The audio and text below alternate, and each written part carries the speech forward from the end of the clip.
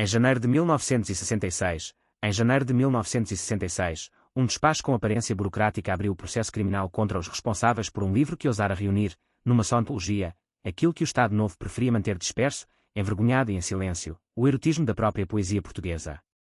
Que ousara reunir, numa só antologia, aquilo que o Estado Novo preferia manter disperso, envergonhado e em silêncio, o erotismo da própria poesia portuguesa. Capítulo 1 – O livro que desapareceu. Há livros que entram na história porque são lidos por multidões, outros, mais raros e talvez mais perigosos, entram porque alguém tentou impedir que fossem lidos. A antologia de poesia portuguesa erótica e satírica, dos cancioneiros medievais à atualidade, pertence a essa segunda espécie de objetos, não apenas livro, mas prova, não apenas volume impresso, mas corpo de delito, não apenas recolha literária, mas espelho incómodo colocado diante de um país que se cria casto por decreto, obediente por hábito e silencioso por medo. Facto confirmado, a obra foi organizada, selecionada, prefaciada e anotada por Natália Correia, publicada pela Afrodite, de Fernando Ribeiro de Melo, com ilustrações de Cruzeiro Seixas, e reunia textos dos cancioneiros medievais à atualidade. As fontes institucionais e jornalísticas indicam que chegou às livrarias no fim de 1965, embora tenha ficado muitas vezes associada a 1966, porque foi nesse ano que o processo criminal se iniciou. Esta diferença não é um pormenor, é uma das primeiras névoas do caso. O livro aparece no fim de um ano, a censura responde ainda em dezembro, o procedimento criminal arranca no início do ano seguinte, e, durante muito tempo, a memória pública condensará tudo numa só data, como se a publicação, a proibição e o castigo fossem o mesmo gesto, e, durante muito tempo, a memória pública condensará tudo numa só data, como se a publicação e o castigo fossem o mesmo gesto. Em dezembro de 1965, a censura determinou a proibição rigorosa da antologia, invocando o seu alegado caráter pornográfico e a falta de escrúpulos na seleção dos textos. Pouco depois, o livro saiu de circulação. A RTP ensina resume essa velocidade quase teatral. Segundo essa síntese, 3 dias depois de chegar às livrarias, a obra desaparecia, assinalada pelas autoridades como ofensa aos bons costumes, 3 dias, tempo suficiente para que alguns exemplares fossem vistos, talvez folheados com a curiosidade urgente de quem percebe que tem nas mãos qualquer coisa proibida, mas demasiado pouco para que o livro se tornasse apenas mais um título entre tantos nas prateleiras. E no entanto, o que havia ali não era um panfleto clandestino, nem um manual de conspiração, nem uma convocatória política. Havia Gil Vicente, Camões, Bocage, Essa de Queiroz, Guerra Junqueiro, Fernando Pessoa, António Boto, Mário Cesarini, Luís Pacheco, Éry dos Santos, e M. de Melo e Castro, Ana Etterly, Maria Teresa Horta, Herberto Helder, Jorge de Sena, David Mourão Ferreira, Alexandre O'Neill. A lista, segundo diferentes fontes bibliográficas e jornalísticas, pode variar nos seus contornos, mas a espinha dorsal é clara. A antologia atravessava séculos, classes de linguagem, formas de sátira, vozes consagradas e vozes contemporâneas. Era menos uma provocação isolada do que uma genealogia. E talvez fosse precisamente isso que a tornava intolerável. Porque um poema obsceno, se isolado, podia ser tratado como desvio. Um autor irreverente, se sozinho, podia ser reduzido a caso moral. Mas uma antologia que demonstrava, página após página, que a língua portuguesa transportava há séculos desejo, riso, malícia, corpo, excesso e desobediência, fazia outra coisa, retirava ao regime a possibilidade de fingir que a literatura nacional fora sempre pura, disciplinada e domesticável. Aqui começa a primeira versão do caso, a versão oficial. Para o Estado Novo, a antologia era pornográfica, indecente, ofensiva do pudor geral, contrária à moralidade pública e aos bons costumes. O vocabulário é importante. Não se dizia, em primeiro lugar, que o livro era político. Dizia-se que era imoral. Não se acusava Natália Correia de atacar diretamente o regime. Acusava-se a organizadora, o editor e vários autores de terem posto em circulação uma obra que ultrajava a moral pública. Esta escolha de palavras funcionava como uma porta falsa. Por ela, o Estado podia reprimir cultura sem admitir que estava a combater uma visão livre da cultura. A segunda versão é a da defesa. A antologia era uma obra literária, histórica e documental. Não inventava o erotismo português, apenas o reunia.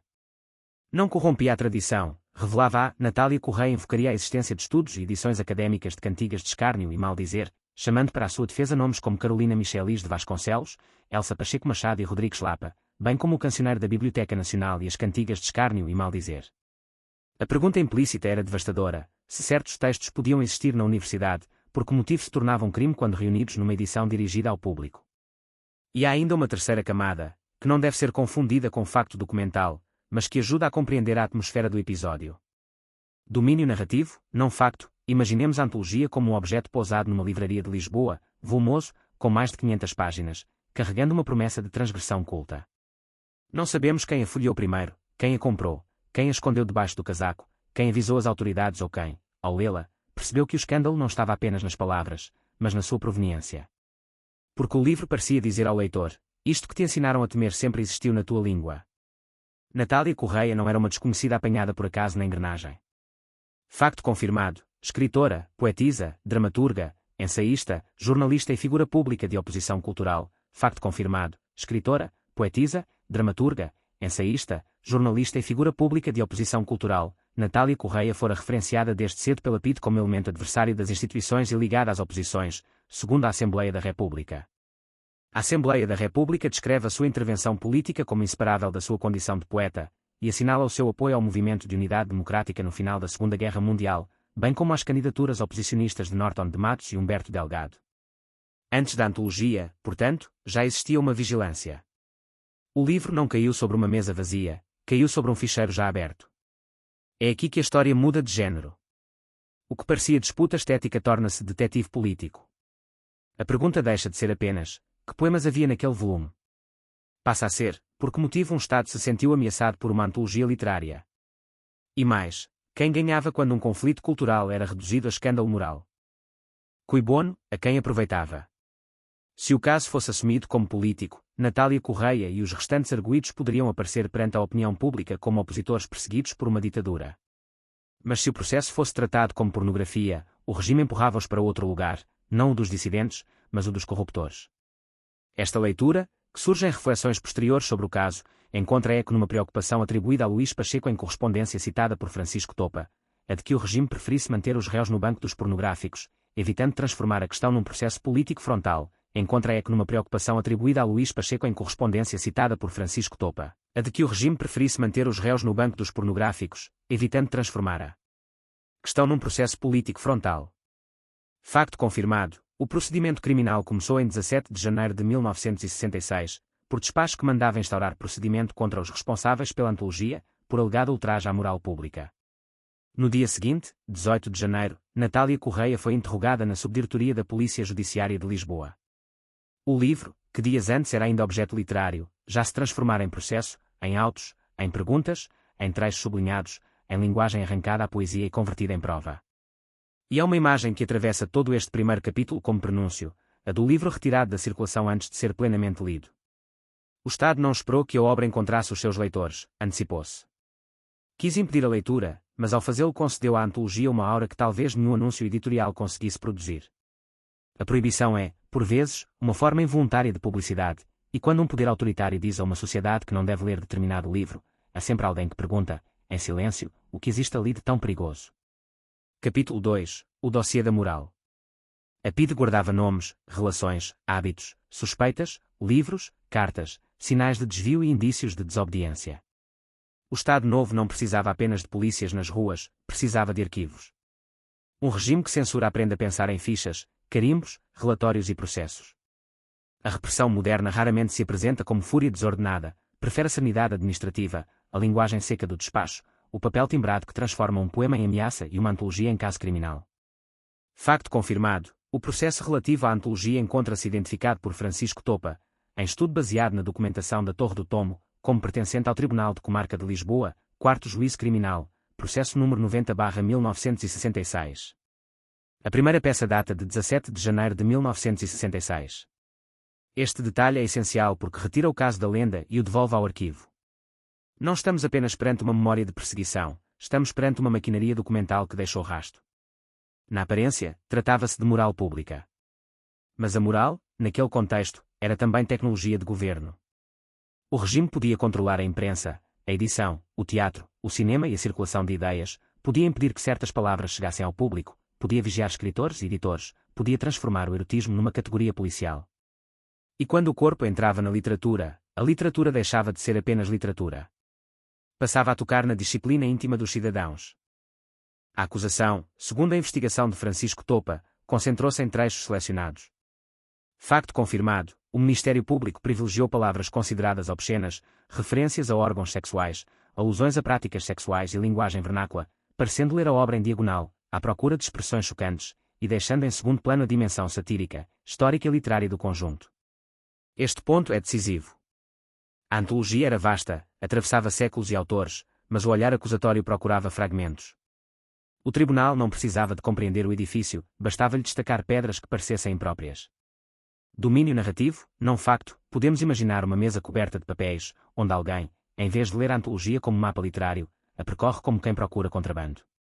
Uma palavra assinalada. Depois outra. Um verso isolado. Uma expressão retirada do seu século, separada do riso que a produziu, afastada da tradição que a explica. A poesia, desmembrada em evidência moral, deixa de cantar e passa a depor contra si mesma. Mas havia um obstáculo técnico que revela a natureza quase absurda da perseguição. Para que o crime existisse nos termos pretendidos, era necessário demonstrar que o impresso tinha sido exposto, vendido ou publicitado. Facto confirmado, em 10 de maio de 1967, o ajudante do Procurador da República apontou anomalias no processo, por faltar prova segura desse requisito essencial. O caso foi então reenviado à Polícia Judiciária para novas diligências. A máquina repressiva tropeçava na sua própria burocracia, mas não desistia, corrigia-se. Esta falha processual abre uma fresta importante. O poder queria punir, mas precisava provar que o livro saíra do círculo privado e tocara ao espaço público. Não bastava existir. Era preciso ter circulado. E, no entanto, a própria rapidez da proibição dificultava essa prova. O Estado retirara o livro das livrarias, mas depois precisava demonstrar que ele tinha estado ao alcance dos leitores. Era como se a censura tivesse agido tão depressa que criara uma fragilidade no processo que viria a sustentar.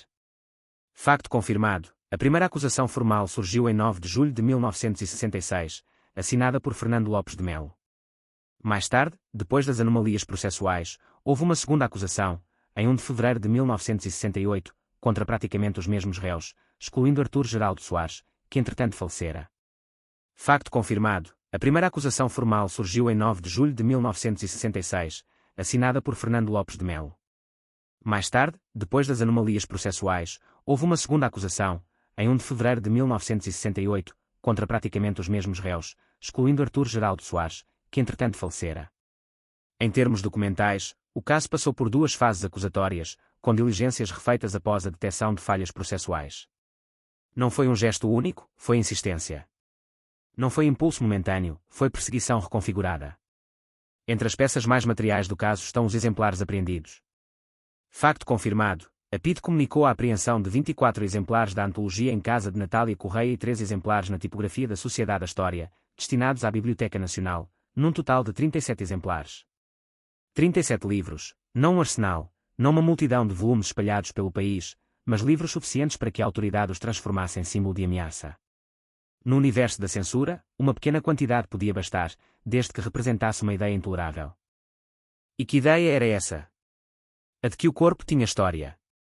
A de que a língua portuguesa não fora sempre vestida de solenidade.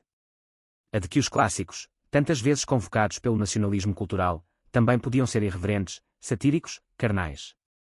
A antologia fazia uma operação perigosa, retirava o erotismo da margem e colocava-o no centro da tradição. Não dizia apenas que alguns poetas contemporâneos escreviam de forma provocatória, dizia que a provocação estava enraizada nos cancioneiros, atravessava bocage, tocava pessoa, reaparecia nos modernos.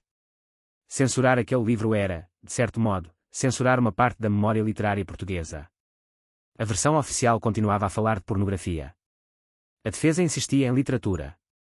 A leitura político-cultural posterior veria no caso um exemplo emblemático de censura moral usada como repressão cultural e política. Estas três camadas não se anulam, sobrepõem-se. Para o regime, a moral era a superfície limpa sob a qual se escondia a política. Para Natália, a literatura era a prova de que o Estado não tinha competência para policiar a imaginação histórica de um povo. E no centro desta tensão estava uma mulher. Natália Correia, nascida em 13 de setembro de 1923, em Fajã de Baixo, Ponta Delgada, Açores, chegara a Lisboa e tornara-se uma voz impossível de reduzir à obediência. Facto confirmado, seria mais tarde deputada pelo PPD/PSD e pelo PRD, como independente, mas antes disso já era figura de intervenção cultural, escritora e opositora. O regime não via apenas uma organizadora de textos. Via uma personalidade pública com passado oposicionista, capacidade de mobilizar outros intelectuais e talento para transformar defesa literária em acusação moral contra o próprio Estado.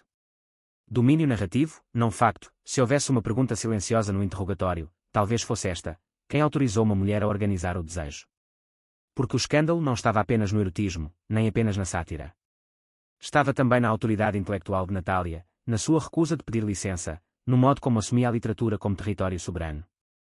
Num país onde a moral oficial procurava domesticar corpos e vozes, uma mulher que recolhia séculos de irreverência tornava-se duplamente suspeita. O editor Fernando Ribeiro de Melo era outra peça central.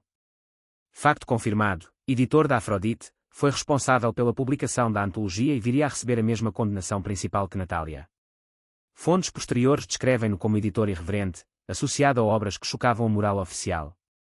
A Afrodite não era apenas uma chancela, era um sinal. O próprio nome da editora parecia desafiar um país administrado por censores que transformavam desejo em delito.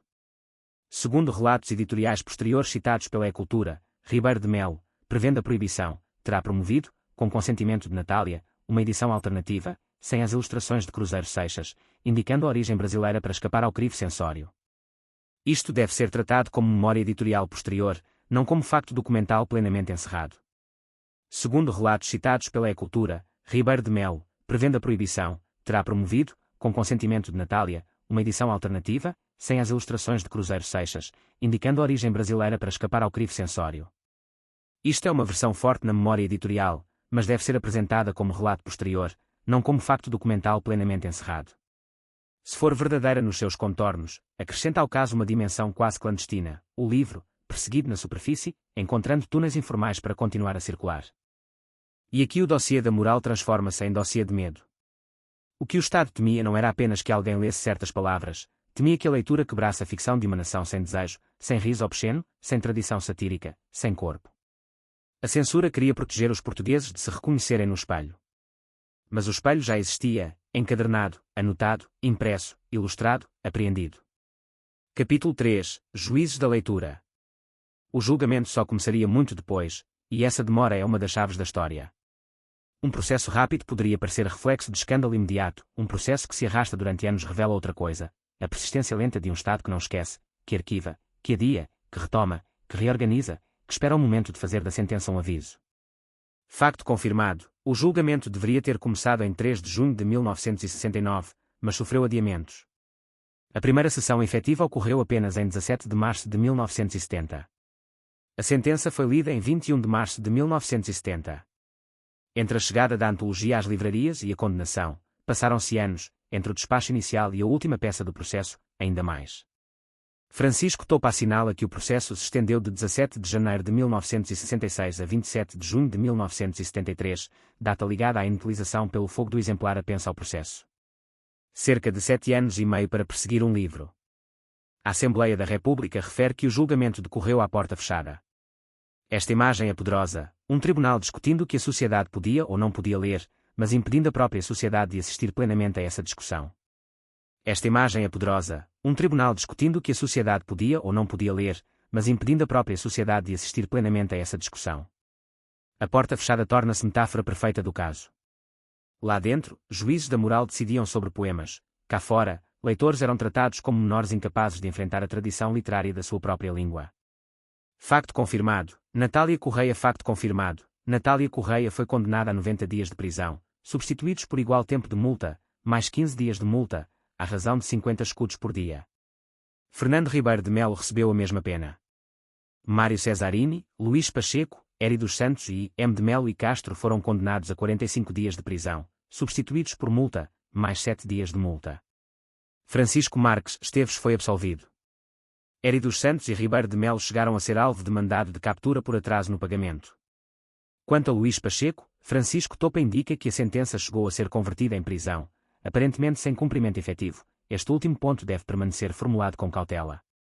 Quando outras sínteses falarem em pena suspensa, convém harmonizar essa expressão com a formulação técnica da substituição por multa, mais 15 dias de multa, à razão de 50 escudos por dia. Fernando Ribeiro de Melo recebeu a mesma pena. Mário Cesarini, Luís Pacheco, Éry dos Santos e M. de Melo e Castro foram condenados a 45 dias de prisão, substituídos por multa, mais 7 dias de multa. Francisco Marques Esteves foi absolvido. Éry dos Santos e Ribeiro de Melo chegaram a ser alvo de mandado de captura por atraso no pagamento. Quanto a Luís Pacheco, Francisco Topa indica que a sentença chegou a ser convertida em prisão, aparentemente sem cumprimento efetivo. Este último ponto deve permanecer formulado com cautela. mas antes da sentença havia a defesa, e a defesa era também um palco intelectual. Facto confirmado: Natália Correia, Fernando Ribeiro de Melo e Francisco Marques Esteves foram defendidos por Manuel João da Palma Carlos, e M. de Melo e Castro por Salgado Zenha, Eri dos Santos por José Vera Jardim. Estes nomes não são acessórios. Dois viriam a ocupar lugares de relevo na Justiça depois do 25 de Abril. A composição da defesa mostra que o caso era percebido como batalha cultural de alto risco, não como simples disputa sobre palavras inconvenientes. Entre as testemunhas ou figuras ligadas à defesa surgem nomes de grande peso cultural, como Bernardo Santareno, Urbano Tavares Rodrigues, Manuel da Fonseca, Fernando Namora, José Cardoso Pires, Alexandre O'Neill, Virgílio Ferreira, José Régio, David Mourão Ferreira, Vitorino Nemésio e Fernando Lopes Graça. A lista funciona quase como contra-antologia. Se o tribunal reunia trechos para acusar, a defesa reunia vozes para demonstrar que a literatura portuguesa não podia ser julgada por leitura policial. Versão da defesa: a acusação confundia obscenidade com tradição, corpo com corrupção, sátira com delito. Ao invocar edições académicas e estudos sobre cantigas medievais, Natália e os seus defensores colocavam o tribunal perante um dilema desconfortável. Ou admitia que a antologia tinha valor literário e histórico, ou teria de aceitar que parte respeitada da investigação filológica portuguesa também estava contaminada pelo mesmo pecado. O regime, claro, preferia não discutir esse fundo. Era mais simples recortar palavras, isolá-las, fazer delas pequenas peças acusatórias. O caso de M. de Melo e Castro acrescenta outra camada. Facto confirmado: Salgado Zenha argumentou que os poemas em causa eram experiências poéticas com fonemas e possibilidades sonoras, não textos de sentido pornográfico direto. A defesa, nesse ponto, parecia deslocar ainda mais o terreno da acusação. Não se tratava sequer de erotismo literal, mas de linguagem e experiência, de som, forma, jogo verbal. Para um aparelho moral habituado a procurar pecado em palavras isoladas, a poesia experimental apresentava uma dificuldade quase insolúvel. Como censurar o som sem confessar que se teme a liberdade da própria língua? Domínio narrativo, não facto. Imaginemos a sala, sem reconstruir falas que não podemos confirmar, mas percebendo a tensão do quadro. De um lado, representantes de uma ordem que falava em pudor, decência, bons costumes. Do outro, escritores, editores, advogados e testemunhas que, mesmo quando respondiam tecnicamente, defendiam algo maior, a ideia de que a literatura não pertence ao Estado. A pergunta subterrânea não era se determinado verso era elegante ou grosseiro. Era quem mandava na língua portuguesa. E então chega a sentença. A imprensa noticiaria o desfecho, e a Hemeroteca Digital de Lisboa conserva recortes desse momento. 6 dos arguidos foram condenados, segundo a imprensa conservada pela Hemeroteca Digital de Lisboa. O livro, apreendido, foi declarado perdido a favor do Estado para destruição. O livro, apreendido, foi declarado perdido a favor do Estado para destruição. O poder julgava ter encerrado a questão, havia uma decisão, havia multas, havia condenações, havia exemplares retirados de circulação. Mas a história dos livros proibidos raramente termina quando o Estado acredita tê-la terminado. Porque a antologia continuou a circular na memória, em leituras clandestinas, em relatos editoriais, no prestígio da perseguição. A censura podia retirar exemplares das livrarias, podia apreender volumes, podia condenar autores, mas não podia apagar a pergunta que o caso deixara: se o erotismo estava nos cancioneiros, nos clássicos e nos modernos, então o que exatamente estava a ser protegido? A moral dos leitores ou a autoridade de quem queria decidir por eles? Há uma ironia sombria no final administrativo do processo. Facto confirmado: os exemplares apreendidos foram destinados à destruição, e Francisco Topa acrescenta que 37 exemplares foram destruídos pelo fogo pela PIDE/DGS, a última peça do processo, em 27 de junho de 1973, corresponde ao auto de inutilização pelo fogo do exemplar apenso. O fogo, aqui, não é metáfora inventada. É ato administrativo. É censura com chama, burocracia com cinza. David Mourão Ferreira, na badana da antologia, antecipara que o livro provocaria uma nostalgia das fogueiras do Santo Ofício. Anos depois, exemplares seriam de facto queimados. Este paralelo, explorado por Francisco Topa, dá ao caso uma espécie de círculo trágico, a modernidade autoritária, com os seus tribunais, carimbos e autos, repetindo simbolicamente a velha fantasia de purificação pelo fogo. O livro que mostrava a tradição viva do desejo português terminava, em parte, transformado em cinza por um Estado que se cria guardião da moral. Mas a fogueira falhou no essencial. Não destruiu o caso, consagrou-o. Não apagou Natália Correia, ampliou a sua figura. Não purificou a literatura, revelou o medo que o poder tinha dela. E quando, décadas depois, a antologia regressa ao público em reedições modernas, décadas depois, a antologia regressaria ao público em reedições modernas, e algumas leituras editoriais sublinhariam a atenção às ilustrações originais de Cruzeiro Seixas. O objeto voltava não apenas como livro, mas como testemunha. O objeto volta não apenas como livro, mas como testemunha. Cada página reaparece carregada de uma história que o regime involuntariamente lhe acrescentou. Factos confirmados, portanto, a antologia saiu no fim de 1965, foi proibida em dezembro desse ano, o processo criminal abriu em 17 de janeiro de 1966, Natália foi interrogada no dia seguinte, houve primeira acusação, falhas processuais, segunda acusação, apreensão de exemplares, julgamento à porta fechada em março de 1970, condenações, destruição de livros e encerramento documental apenas em junho de 1973. Versões em confronto, para o regime, pornografia e ultraje aos bons costumes, para a defesa, obra literária e histórica, para a leitura político-cultural posterior, exemplo de censura moral usada como instrumento de repressão cultural e política. Domínio narrativo, não facto, talvez a melhor imagem para encerrar este primeiro bloco seja a de uma língua a sobreviver ao seu próprio julgamento. O Estado Novo sentou Natália Correia e outros escritores no banco dos réus, mas, sem querer, colocou ali também Bocage, Camões, os cancioneiros, Pessoa, a sátira, o riso, a irreverência e o corpo.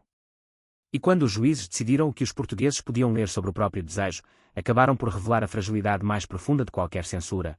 Ela só teme tanto um livro quanto pressente que, dentro dele, há uma verdade que já não consegue governar. Capítulo 4. Testemunhos contra o silêncio. Depois da sentença, a história podia parecer encerrada, como tantas histórias que o Estado Novo procurava arquivar com a frieza de quem acredita que um carimbo pode substituir a memória.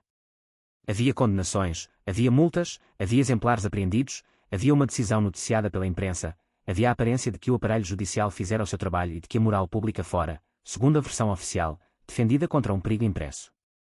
Mas os processos políticos, mesmo quando se disfarçam de processos morais, raramente terminam no momento em que o tribunal se levanta.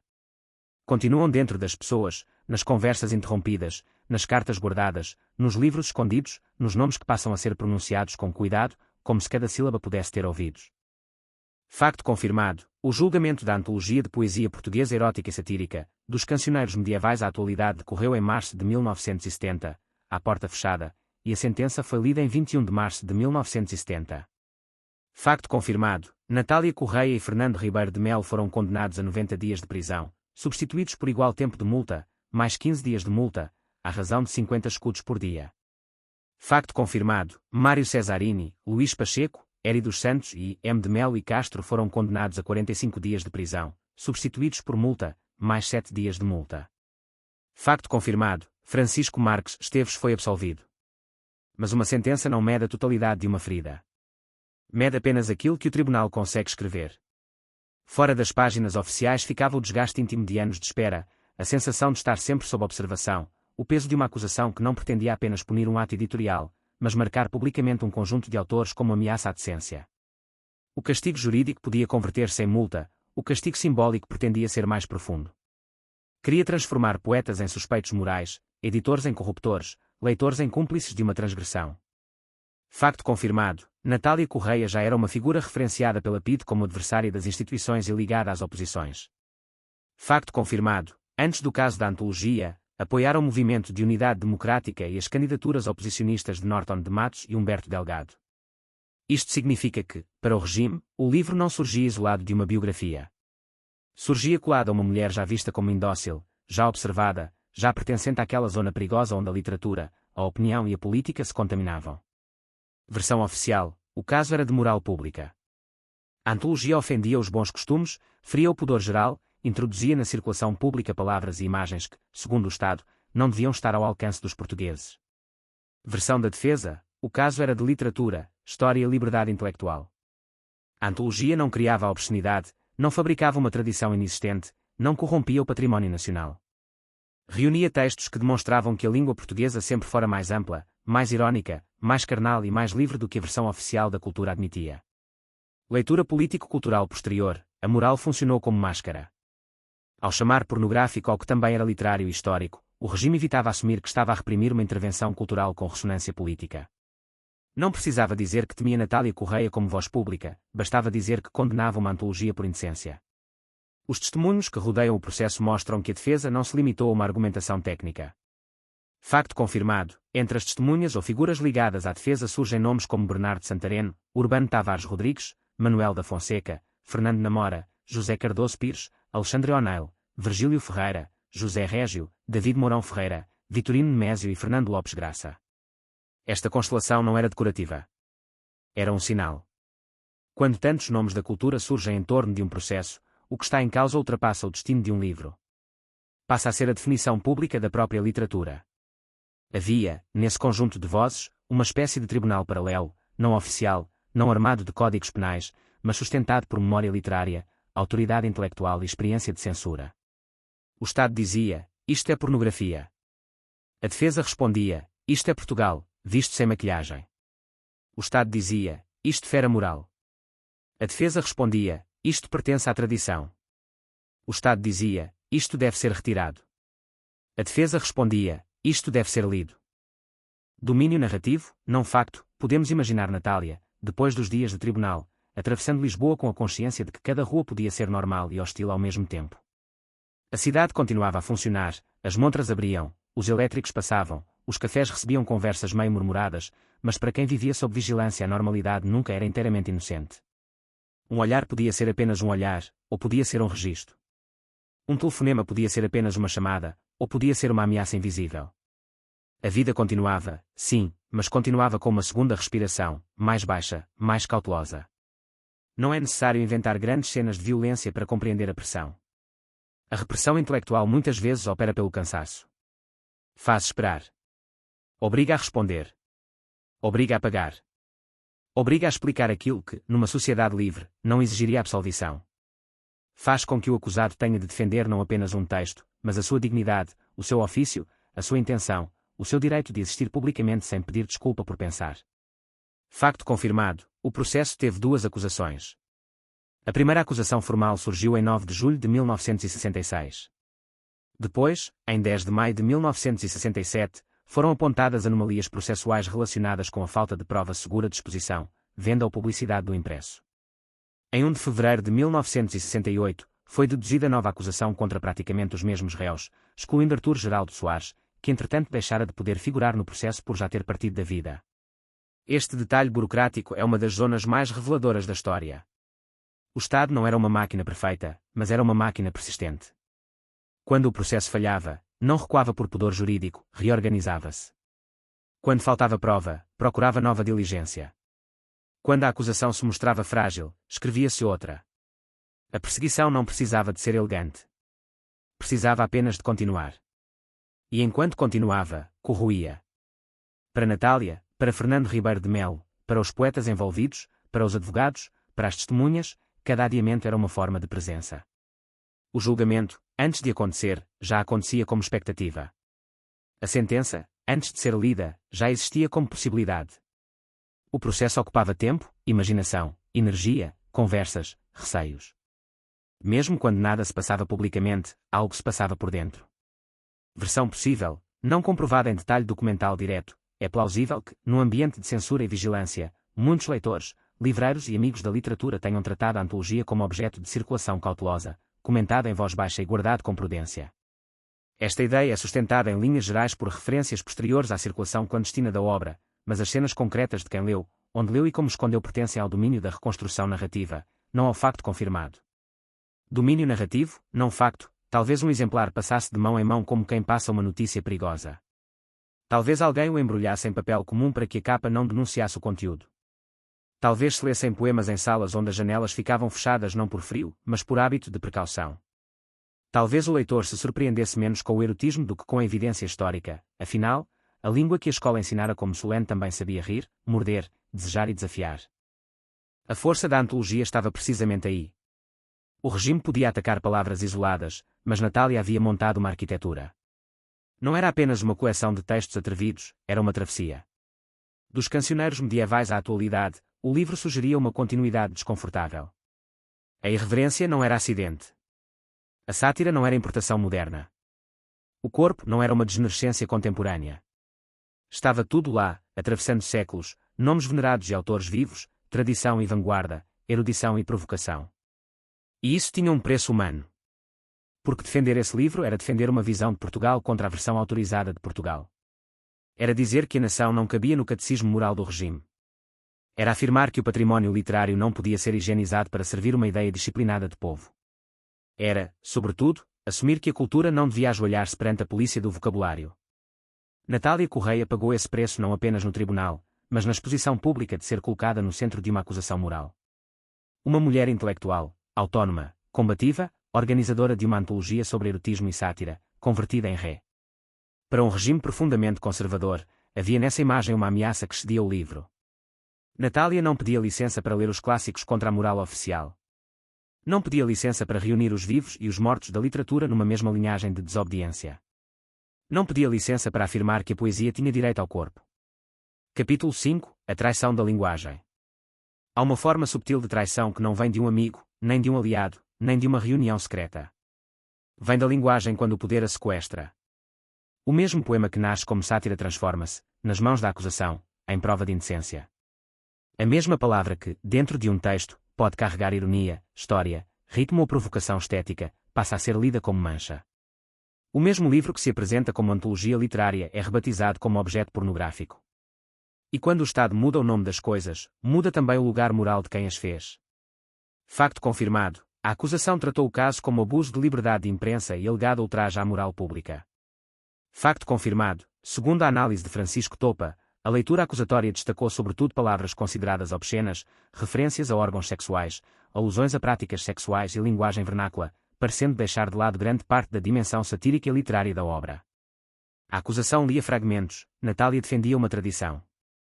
É aqui que se percebe a traição central. O regime não precisava refutar a antologia como obra de conjunto, bastava desmembrá-la. Um verso sem contexto. Uma palavra sem século. Uma cantiga sem tradição. Um autor sem ironia. Uma página arrancada ao edifício. A censura não lia para compreender, lia para incriminar. E aquilo que não compreendia, ou não queria compreender, convertia em ameaça. Versão da defesa, certas coleções universitárias e estudos filológicos continham terminologia tão ou mais forte do que a antologia de Natália Correia, mas circulavam livremente em meios académicos. Natália invocou Carolina Michelis de Vasconcelos, Elsa Pacheco Machado, Rodrigues Lapa, o cancioneiro da Biblioteca Nacional e as cantigas de escárnio e maldizer. O argumento era simples e devastador: se o mesmo tipo de linguagem podia existir sob a bênção da erudição, por que razão se tornava delito quando apresentada ao público numa antologia organizada por uma escritora independente? A resposta nunca foi apenas literária. Era social. Era política. Era de controlo. A universidade podia funcionar como recinto vigiado, com leitores autorizados, códigos de distância e prestígio académico. Uma edição da Afrodite, com prefácio, notas, ilustrações de Cruzeiro Seixas e a marca pública de Natália Correia, era outra coisa. Era uma abertura. Era a passagem de um património incómodo para a circulação cultural. Era a retirada do erotismo do gabinete especializado e a sua devolução ao leitor comum. Facto confirmado, a antologia reunia textos dos cancioneiros medievais à atualidade e incluía autores clássicos e modernos, ainda que a lista varie conforme as fontes.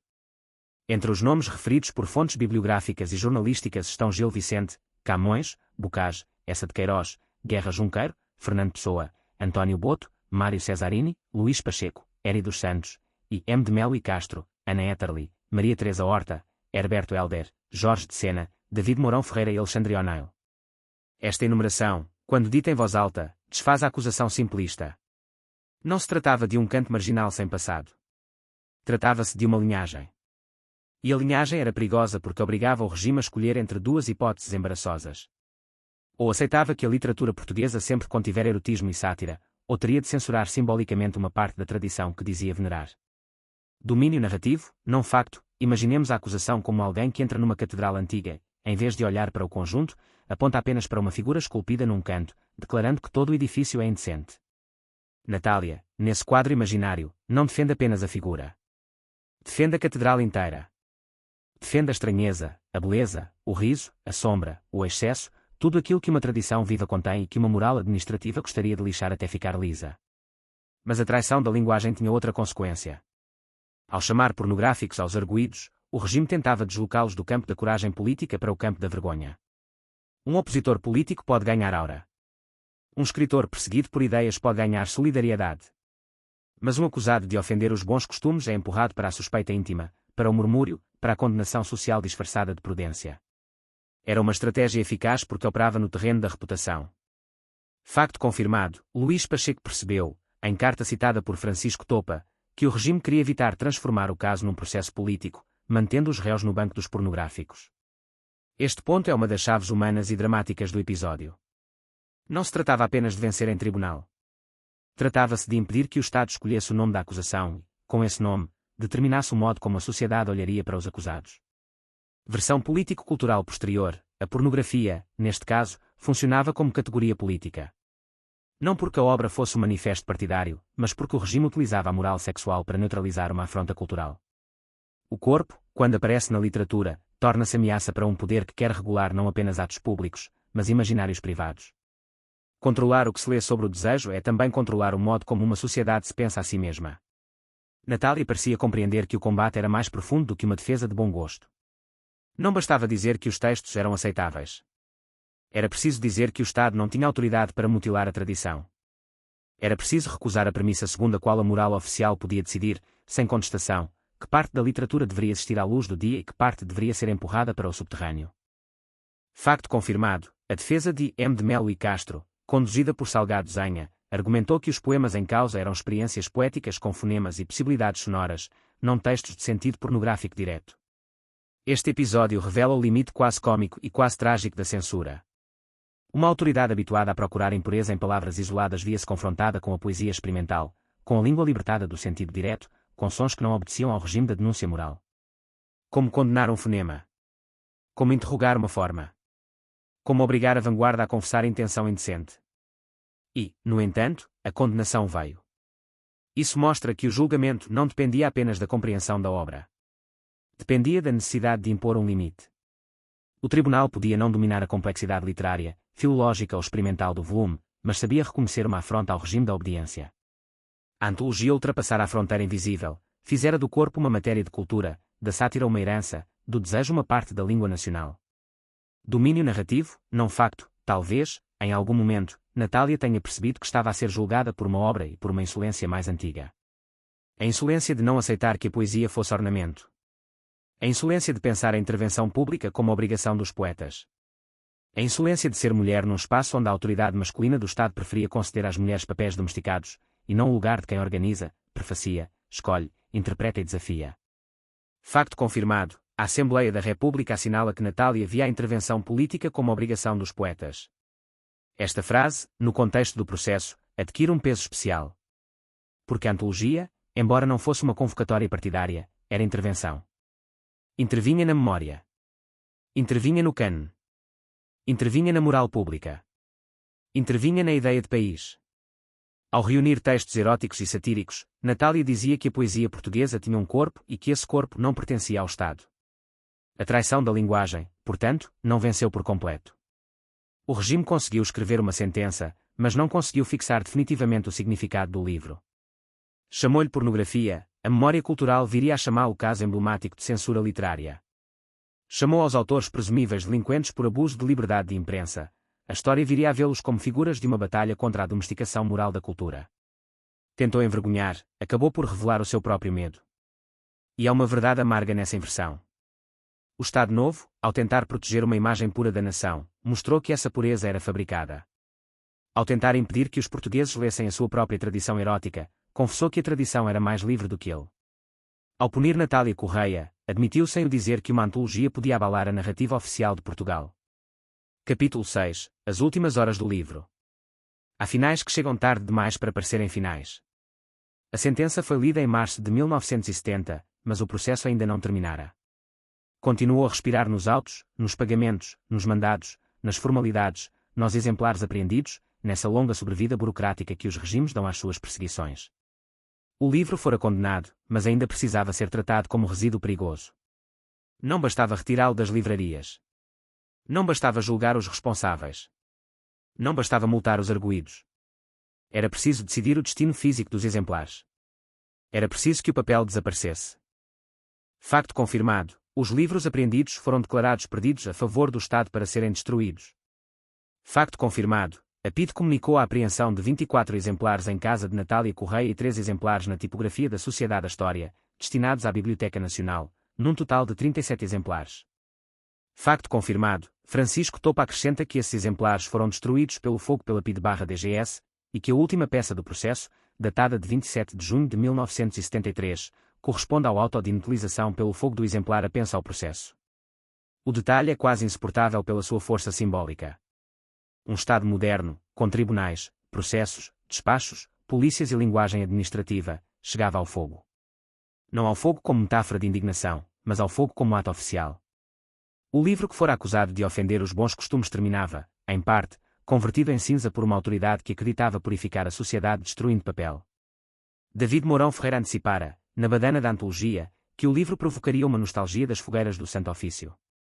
Anos depois, a frase parecia regressar não como ornamento literário, mas como presságio cumprido. Facto confirmado, este paralelo foi explorado por Francisco Topa. A fogueira moderna não precisava de multidão em praça pública. Bastava-lhe o automático, bastava-lhe a repartição. Bastava-lhe o gesto seco de inutilizar aquilo que não se queria permitir. Domínio narrativo, não facto, imaginemos as últimas horas de um exemplar apenso ao processo. Durante anos, aquele volume deixara de ser livro no sentido pleno. Já não era tocado como leitura, mas como prova. Já não era aberto por curiosidade, mas por função. Transportava marcas de arquivo, pertencia ao processo, existia sob custódia. Talvez as suas páginas ainda guardassem a promessa original de Natália, dos cancioneiros medievais à atualidade, uma travessia do desejo e da sátira em português. Mas, para a máquina que o mantinha, ele era apenas objeto a inutilizar. Não sabemos, sem reconstrução documental adicional, o rosto de quem executou o ato, o lugar exato em que a chama consumiu o papel, o som das páginas a desaparecer, o tempo que demorou. Esses detalhes pertencem ao domínio do não confirmado. Mas sabemos o essencial: houve destruição pelo fogo. E, quando se trata de um livro, isso basta para que a imaginação histórica compreenda o peso do gesto. A cena final do processo não é Natália no tribunal. Não é a leitura da sentença. Não é a notícia nos jornais. É o fogo administrativo de 1973, já perto do fim de um regime que ainda não sabia como terminaria, mas que continuava a cumprir rituais de censura como se pudesse salvar-se pela eliminação de vestígios. A antologia, que trouxera à luz textos de séculos, era tratada como se a sua existência física fosse ainda uma provocação insuportável. Facto confirmado, o processo começou em 17 de janeiro de 1966 e a última peça data de 27 de junho de 1973, prefazendo cerca de 7 anos e meio. 7 anos e meio para perseguir um livro. 7 anos e meio para transformar uma antologia em caso criminal, corrigir acusações, apreender exemplares, julgar autores, condenar, exigir pagamentos, declarar livros perdidos para o Estado e finalmente inutilizar pelo fogo um exemplar apenso. A duração revela uma forma de obsessão. O regime podia ter esquecido. Podia ter deixado a obra desaparecer nas margens da censura, como tantos títulos proibidos. Mas insistiu até ao último gesto. E essa insistência é talvez a prova mais forte de que a antologia tocara num nervo profundo. Não era apenas o erotismo. Era a memória. Não era apenas a sátira. Era a autoridade de Natália para organizar uma contra-história da moral portuguesa. Não era apenas um livro. Era um testemunho de que a cultura nacional continha aquilo que o regime queria negar. Versão oficial até ao fim, destruir os exemplares era consequência lógica da condenação e da proteção da moral pública. Versão da defesa e leitura posterior, destruir os exemplares era a confirmação simbólica de que a censura não discutia apenas textos, mas procurava apagar possibilidades de leitura. Ao queimar o livro, o Estado não demonstrava força serena, demonstrava medo. E que medo era esse? Medo de que o leitor encontrasse nos clássicos uma liberdade que o presente lhe negava. Medo de que Bocage, Camões, os cancioneiros, Pessoa e os modernos formassem uma assembleia indisciplinada contra a moral oficial. Medo de que a língua portuguesa se revelasse menos obediente do que os discursos do poder. Medo de que Natália Correia tivesse razão ao mostrar que o corpo, o riso e a sátira não eram invasores estrangeiros da cultura portuguesa, mas habitantes antigos da sua casa. Facto confirmado, apesar da apreensão, a obra circulou em leituras clandestinas, segundo sínteses como a RTP ensina, e há relatos editoriais posteriores sobre uma edição alternativa ou pirata, associados ao contexto da Afrodite e de Fernando Ribeiro de Melo. Esta última dimensão deve ser apresentada com cautela, segundo relatos editoriais posteriores citados pela E-Cultura. Ribeiro de Melo, prevendo a proibição, terá promovido com consentimento de Natália uma edição alternativa, sem as ilustrações de Cruzeiro Seixas e com indicação de origem brasileira para escapar ao crivo censório. Grau de confirmação, forte como memória editorial reconstituída, mas distinta de prova documental direta aqui apresentada. Essa possível circulação paralela acrescenta uma ironia quase perfeita. O Estado podia queimar exemplares apreendidos, mas não podia queimar todos os caminhos do livro. O texto, quando passa de mão em mão, quando é lido em segredo, quando se transforma em relato, quando se torna lenda editorial, adquire uma vida que a destruição física não consegue encerrar. A censura acredita no poder do desaparecimento material, a literatura vive também da transmissão invisível. Domínio narrativo, não facto, talvez um leitor, anos depois, tenha ouvido falar da antologia antes de a ver. Talvez o título circulasse como senha cultural, como uma daquelas histórias que se contam a meia voz para explicar a um jovem escritor até onde podia ir a vigilância do regime. Talvez a frase sobre as fogueiras do Santo Ofício fosse repetida não apenas por beleza, mas por precisão. Talvez Natália, ao saber que o livro sobrevivia na memória, tenha sentido não alívio, porque o desgaste era real, mas a confirmação íntima de que a perseguição falhara no essencial.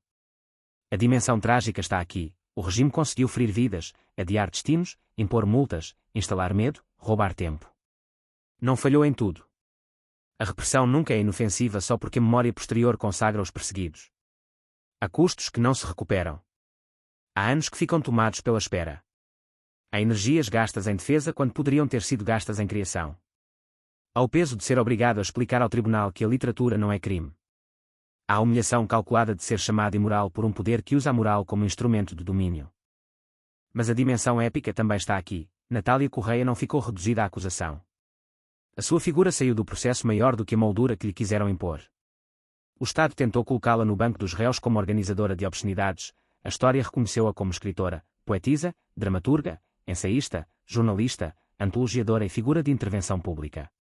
Facto confirmado: depois do 25 de abril, Natália viria a ser deputada pelo PPD/PSD e pelo PRD, como independente. O regime que a vigiara e condenara não conseguiu impedir que ela atravessasse a história política e cultural portuguesa com voz própria.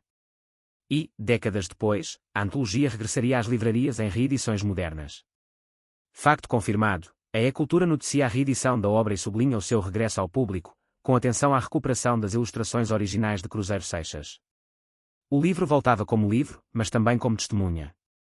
Cada página trazia agora duas camadas: a tradição erótica e satírica que Natália reunira, e a história da tentativa de silenciar essa tradição. O caso ensina algo sobre a natureza da censura. A censura não teme apenas aquilo que é novo. Muitas vezes teme aquilo que é antigo demais para ser negado. Teme descobrir que a liberdade que combate não nasceu ontem, que a irreverência não é moda passageira, que a linguagem popular e literária sempre encontrou formas de escapar à disciplina. Ao perseguir a antologia, o Estado Novo não combateu apenas poetas contemporâneos. Combateu os seus próprios clássicos, a sua própria língua, o seu próprio passado. Factos confirmados deste arco: o livro apareceu no fim de 1965, foi proibido em dezembro desse ano, o procedimento criminal iniciou-se em janeiro de 1966, Natália foi interrogada no dia seguinte ao despacho inicial, houve primeira acusação, anomalias processuais, segunda acusação, apreensão de 37 exemplares, julgamento à porta fechada em março de 1970, condenações, destino dos livros apreendidos à destruição. E inutilização pelo fogo do exemplar apenso em junho de 1973. Versões em confronto: para o regime, a antologia era pornografia e afronta aos bons costumes; para a defesa, era obra literária, histórica e cultural; para a leitura posterior, tornou-se caso exemplar de censura moral usada como repressão cultural e política. Domínio narrativo, não facto: se esta segunda parte tivesse de terminar numa imagem, não seria a de uma fogueira vitoriosa. Seria a de cinzas que não obedecem ao vento. O Estado queimou papel, mas não conseguiu queimar a pergunta que Natália Correia deixara sobre a mesa de Portugal: quem tem medo de uma língua que fala do corpo? E, mais ainda, quem ganha quando um povo é impedido de reconhecer a sua própria tradição de desejo, riso e desobediência? Porque, no fim, a antologia não sobreviveu apenas por ter sido reeditada. Sobreviveu porque revelou uma verdade que nenhuma sentença conseguiu apagar. A língua portuguesa nunca fora tão casta como o regime pretendia. A literatura nunca fora tão obediente como os censores desejavam. E Natália Correia, ao organizar aquelas páginas, não apenas publicou um livro perigoso aos olhos do Estado Novo. Fez algo mais profundo, mais íntimo e mais irreversível: devolveu aos portugueses uma parte do espelho que lhes tinham mandado não olhar. Capítulo 7 – A Anatomia do Medo.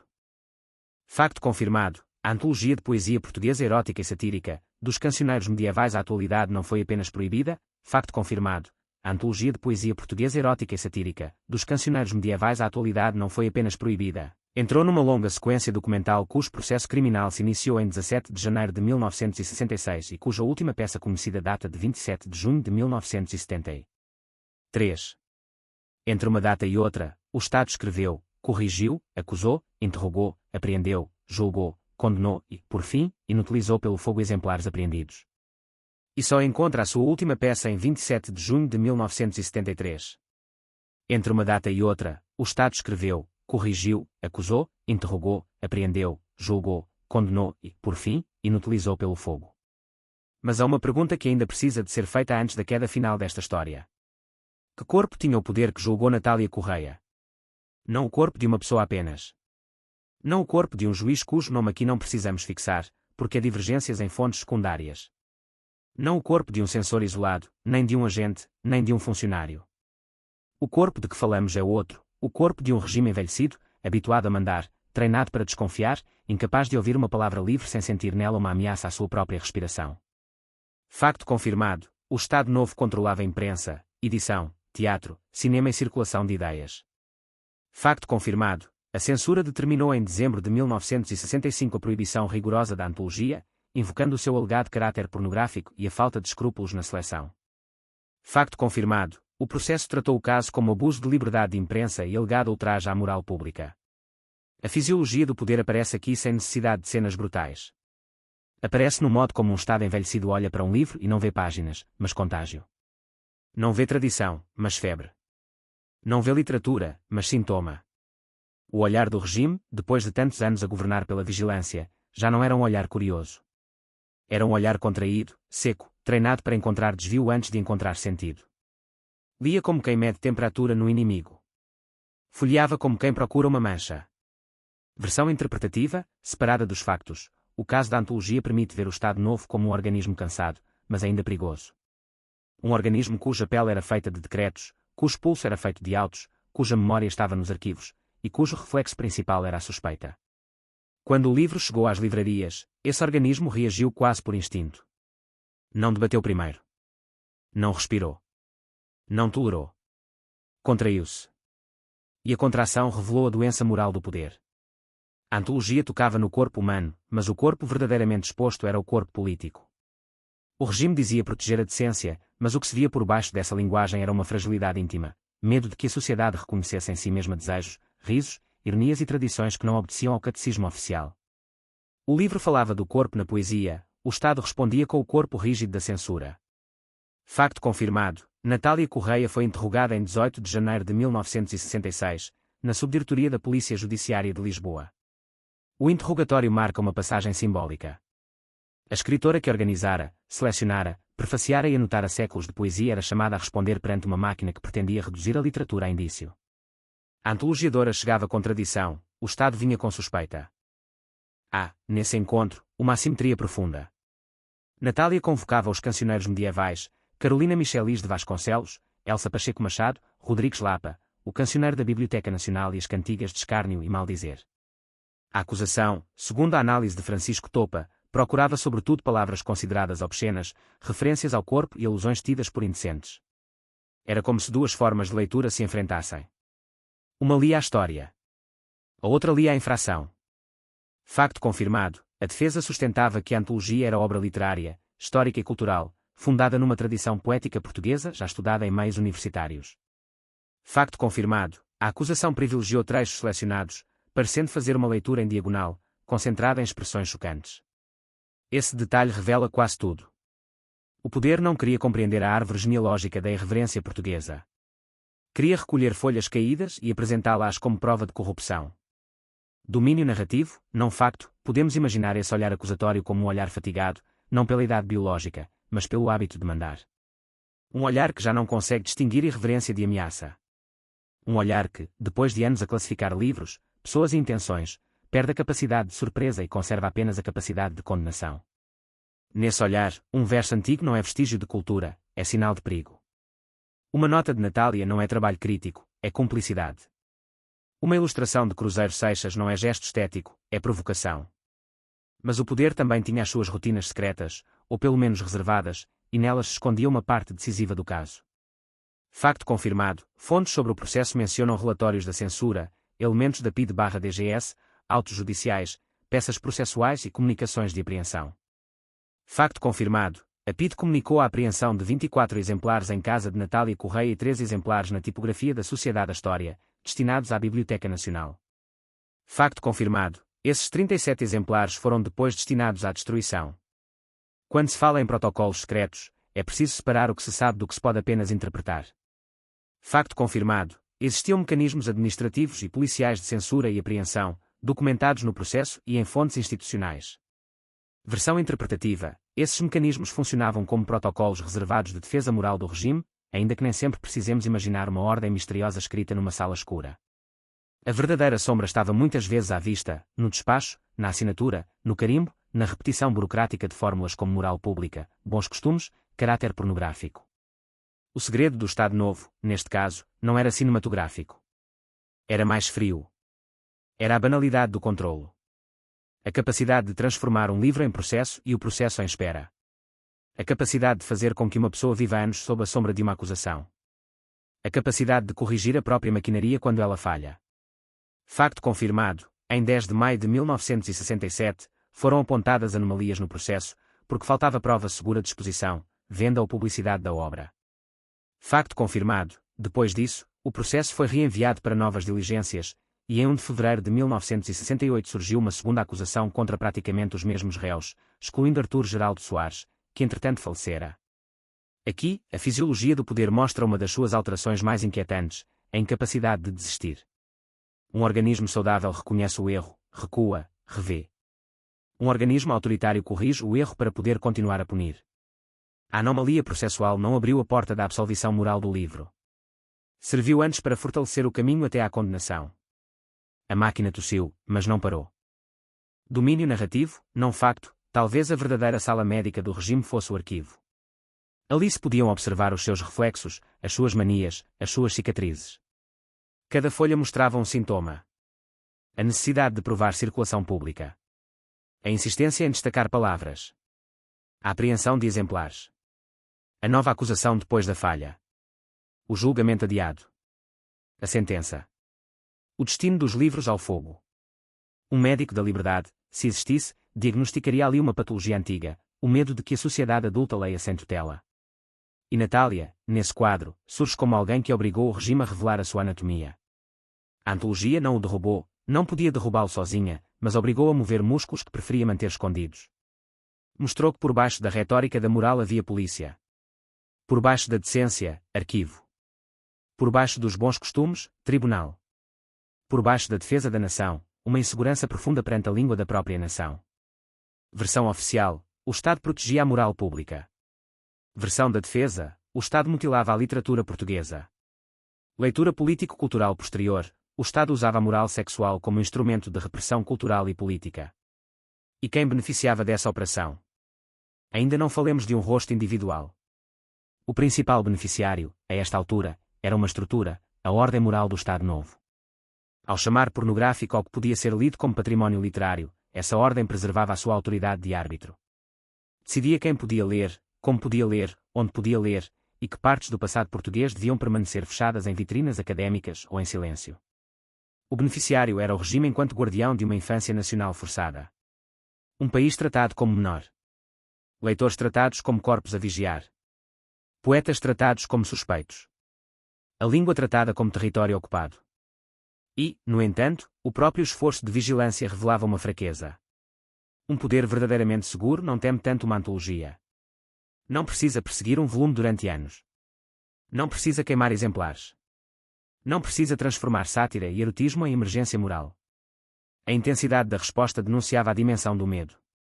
Capítulo 8 – O visitante do arquivo.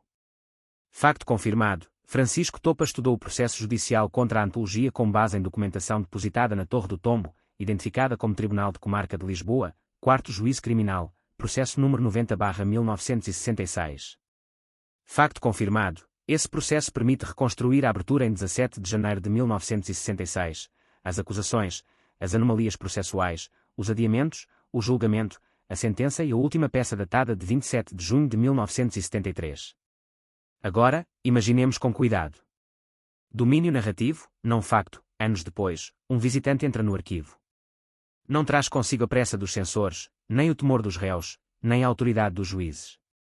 Traz outra coisa: a paciência de quem sabe que o passado não fala de imediato. É preciso pedir a cota, esperar o processo, abrir a pasta, aceitar o cheiro do papel antigo, seguir a sequência das folhas, perceber o que está escrito e, mais importante ainda, perceber o que o poder tentou fazer ao escrever. Este visitante não precisa ter rosto.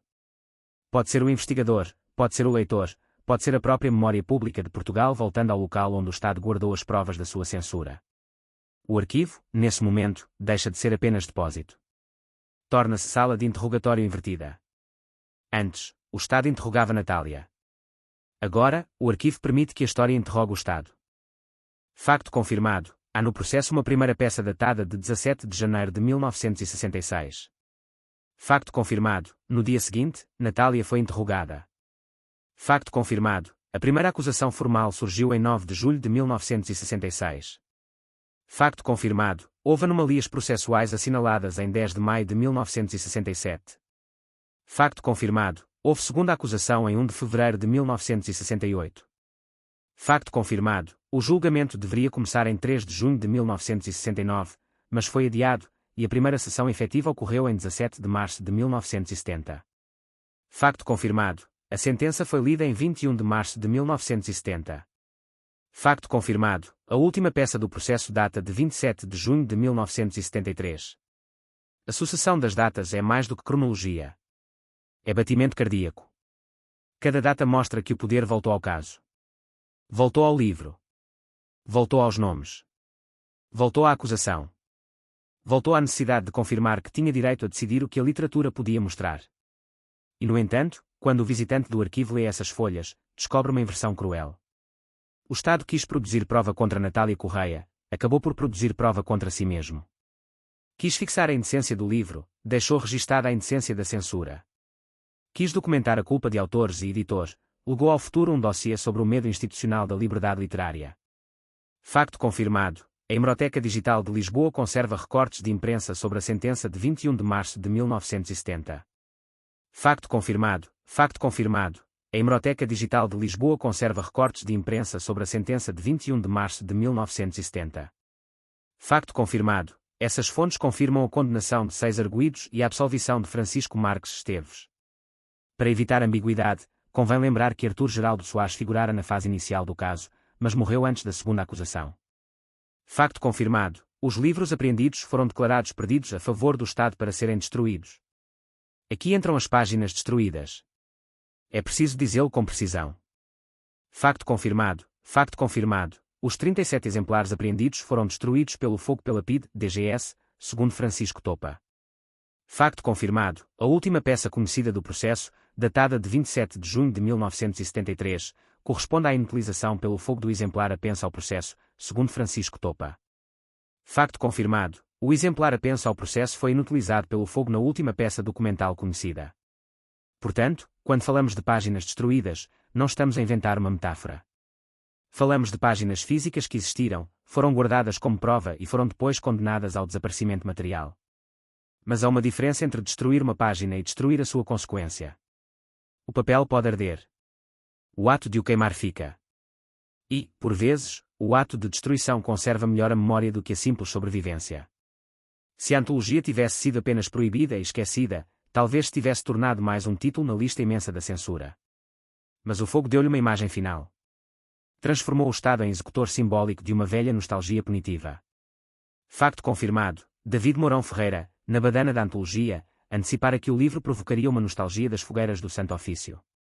Facto confirmado: Francisco Topa explorou o paralelo entre essa frase e a posterior destruição pelo fogo. A história, aqui, ganha uma simetria quase literária, mas não por invenção do argumentista. Ganha porque o próprio processo a produziu.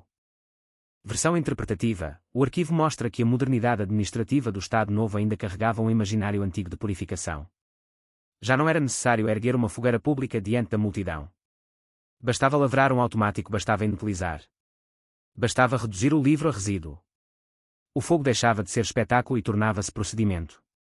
Domínio narrativo, não facto. O visitante do arquivo talvez pare diante dessa última peça e sinta um frio difícil de explicar. Porque não está diante de um grande discurso. Está diante de uma formalidade. E é precisamente isso que inquieta. A destruição de um livro aparece administrada, registada, normalizada. A barbárie não grita. Preenche linhas. Cumpre etapas. Usa linguagem legal. Os arquivos guardam também ausências. Nem tudo está lá. Facto confirmado: detalhes completos das sessões à porta fechada não devem ser reconstruídos como facto sem consulta direta a atas, autos ou imprensa específica. Facto confirmado, há divergências sobre o nome exato de quem presidiu ao julgamento em fontes secundárias, por isso essa informação deve ser evitada sem verificação primária. Facto confirmado, o cumprimento efetivo de pena por Luís Pacheco não está totalmente fechado, sendo prudente dizer que a sentença dele chegou a ser convertida em prisão, aparentemente sem cumprimento efetivo. Estas cautelas não enfraquecem a história. Fortalecem-na. Porque uma investigação honesta sabe distinguir a prova da névoa. Sabe dizer, isto aconteceu. Isto é versão. Isto é interpretação. Isto é imaginação baseada no clima do tempo, mas não facto. Facto confirmado, o livro chegou às livrarias no fim de 1965, foi proibido em dezembro desse ano, e o processo criminal começou em janeiro de 1966. Versão oficial do regime, era obra pornográfica e ofensiva dos bons costumes. Versão da defesa, era antologia literária, histórica e cultural. Leitura posterior, era um caso exemplar de censura moral como repressão político-cultural. E há ainda a versão da edição alternativa, que precisa ser mantida no seu lugar exato. Segundo relatos editoriais posteriores citados pela E-Cultura, Fernando Ribeiro de Melo, prevendo a proibição, terá promovido com consentimento de Natália Correia uma edição alternativa, sem as ilustrações de Cruzeiro Seixas, indicando a origem brasileira para escapar ao crivo censório. Grau de confirmação, forte como memória editorial reconstituída, mas distinta de prova documental direta aqui apresentada. Domínio narrativo, não facto, se essa versão for verdadeira nos seus contornos, então o arquivo oficial conta apenas metade da viagem do livro. A outra metade teria seguido por caminhos discretos, por mãos que não assinavam autos, por leitores que não pediam licença, por exemplares que escapavam ao destino dos 37.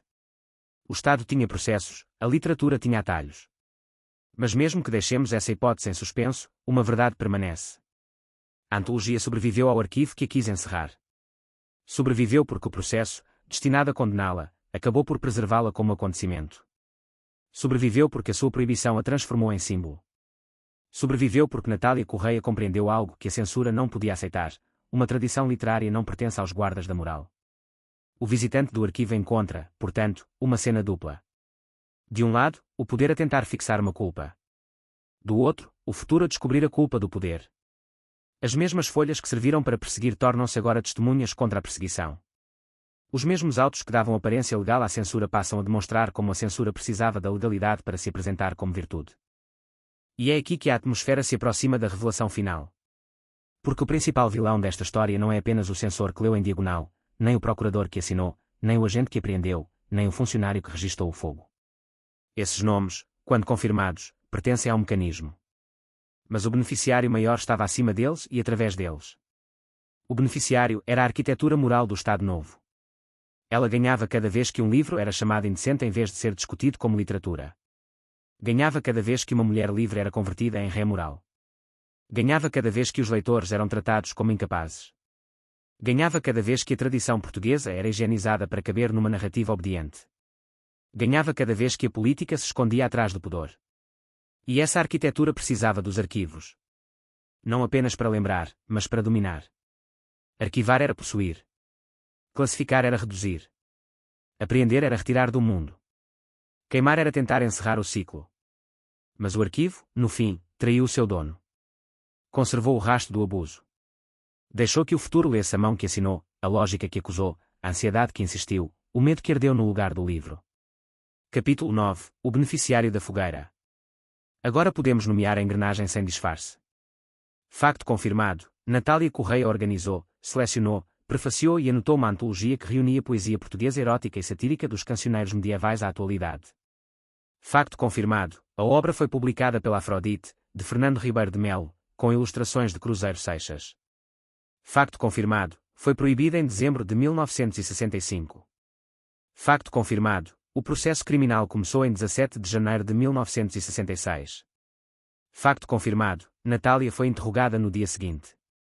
Facto confirmado, houve duas acusações, anomalias processuais, apreensões, julgamento à porta fechada, condenações e destruição pelo fogo. Mas por trás dessa sequência há uma pergunta de encerramento. Quem ganhou? Não ganhou a literatura, naquele momento. A literatura foi arrastada ao tribunal, recortada, suspeitada, queimada em parte, forçada a justificar a sua existência. Não ganharam os autores, que viveram anos sob a sombra do processo. Não ganhou Natália, embora a história lhe tenha dado uma vitória moral posterior. Não ganhou o leitor, privado de acesso livre a uma obra que lhe devolvia uma parte indisciplinada da tradição portuguesa. Leitura político-cultural posterior, no tempo imediato da perseguição, quem mais beneficiou foi o Estado Novo enquanto máquina de tutela moral. Esta não é uma conclusão documental no mesmo sentido das datas, autos e sentenças, é uma interpretação histórica construída a partir do funcionamento documentado da censura, do aparelho judicial, da polícia política e da moral pública transformada em instrumento de repressão. Esse é o beneficiário maior da tragédia cultural. Não um vilão de rosto único, não uma figura inventada para satisfazer a dramaturgia, mas uma estrutura documentada, censura, aparelho judicial, polícia política, moral pública transformada em arma, arquivo transformado em instrumento, tribunal transformado em teatro fechado da obediência. Versão oficial: o regime protegia a sociedade de uma obra ofensiva. Versão da defesa: o regime atacava uma obra literária e histórica. Leitura político-cultural posterior: o regime escondia repressão cultural sob a máscara da moral sexual. Leitura interpretativa, apoiada na carta de Luís Pacheco citada por Francisco Topa, a categoria de pornografia funcionou como cortina política. Ao enquadrar a antologia como ofensa aos bons costumes, o Estado Novo deslocava o debate do terreno literário e político para o terreno moral, onde os réus podiam ser apresentados como pornográficos em vez de perseguidos culturais. Ao colocá-la diante da antologia, o Estado Novo afastava o debate do terreno mais perigoso. Se a discussão fosse sobre literatura, Natália podia convocar séculos de tradição. Se fosse sobre história, o regime teria de explicar por que razão temia os cancioneiros, Bocage, Pessoa, os modernos e os surrealistas. Se fosse sobre política, os réus podiam aparecer como perseguidos por uma ditadura. Mas se fosse sobre bons costumes, o poder colocava-os no terreno viscoso da vergonha. Facto confirmado, Luís Pacheco percebeu, em carta citada por Francisco Topa, que o regime queria evitar transformar o caso num processo político, mantendo os réus no banco dos pornográficos. Este é talvez o ponto mais agudo de toda a história. O Estado não precisava apenas condenar. Precisava escolher a palavra da condenação. Quem escolhe o nome do crime tenta escolher também a memória dos acusados. E Natália recusou essa moldura. A sua defesa não se limitou a pedir clemência. Reposicionou o livro. Trouxe a tradição para dentro do tribunal. Chamou os estudos filológicos. Chamou os cancioneiros. Chamou a autoridade literária contra a autoridade policial. Fez da acusação uma pergunta dirigida ao próprio país: se isto é crime, então que parte da literatura portuguesa também deve sentar-se no banco dos réus? Facto confirmado, a antologia incluía autores clássicos e modernos, com listas variáveis consoante as fontes, mas facto confirmado, a antologia incluía autores clássicos e modernos, embora as listas variem consoante as fontes. Entre os nomes frequentemente associados à obra surgem Gil Vicente, Camões, Bocage, Eça de Queiroz, Guerra Junqueiro, Fernando Pessoa, António Boto, Mário Cesarini, Luís Pacheco, Éry dos Santos, e M. de Melo e Castro, Ana Éterli, Maria Teresa Horta, Herberto Helder, Jorge de Sena, David Mourão Ferreira e Alexandre O'Neill. Entre eles surgem Gil Vicente, Camões, Bocage, Eça de Queiroz, Guerra Junqueiro, Fernando Pessoa, António Boto, Mário Cesarini, Luís Pacheco, Éry dos Santos, e M. de Melo e Castro, Ana Éterli, Maria Teresa Horta, Herberto Helder, Jorge de Sena, David Mourão Ferreira e Alexandre O'Neill. Esta família literária era o verdadeiro escândalo. Não família de sangue, mas família de língua.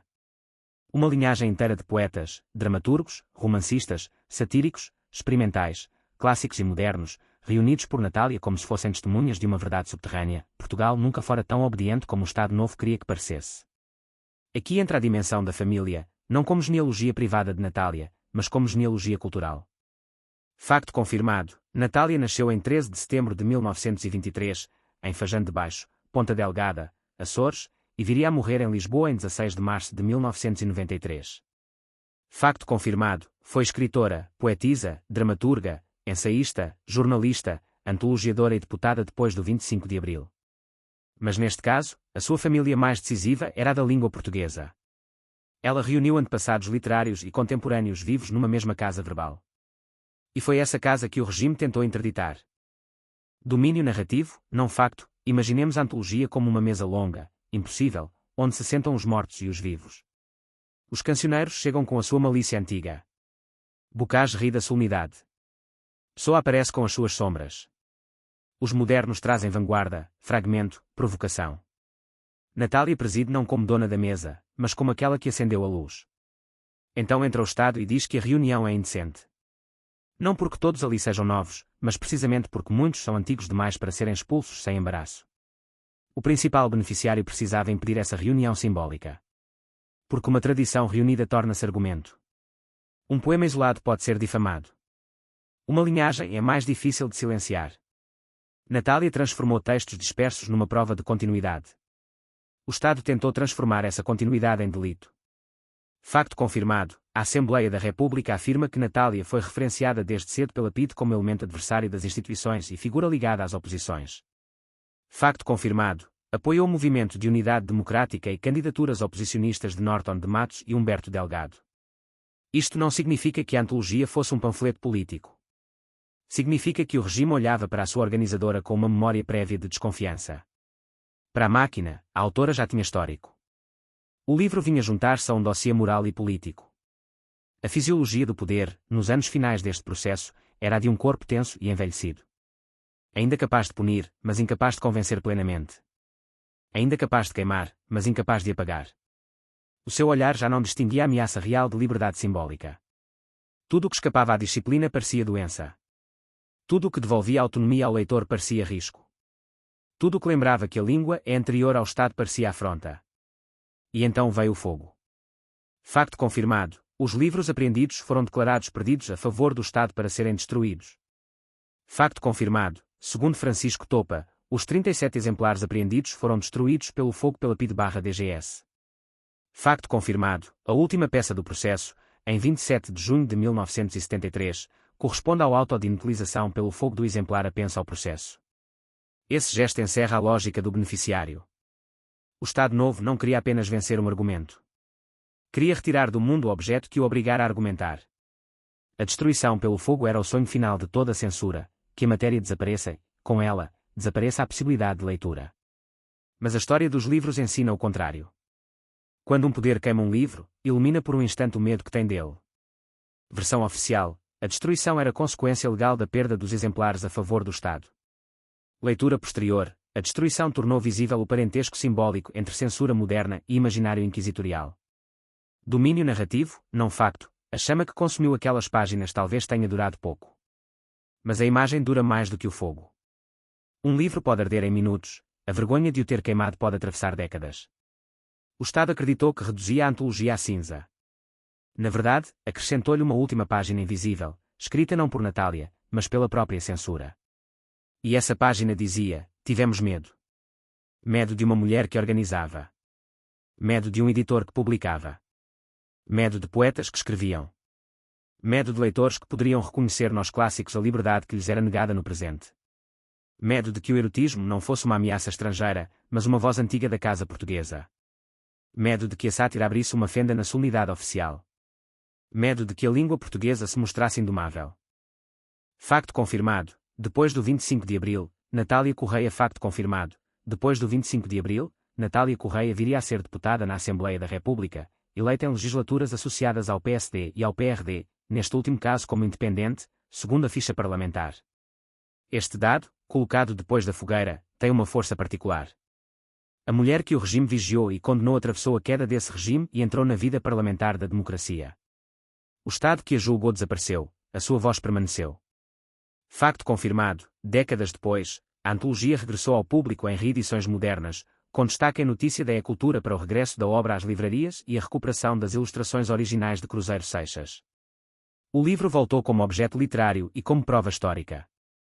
Já não era apenas a antologia do erotismo e da sátira.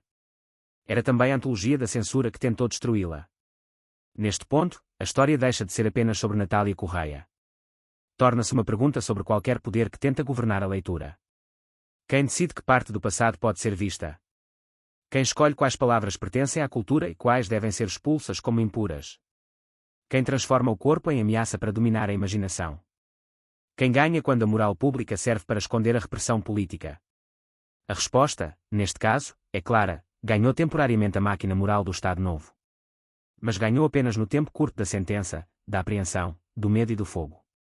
No tempo longo, perdeu. Porque os arquivos sobreviveram. Porque os estudos reconstruíram. Porque a hemeroteca guardou recortes.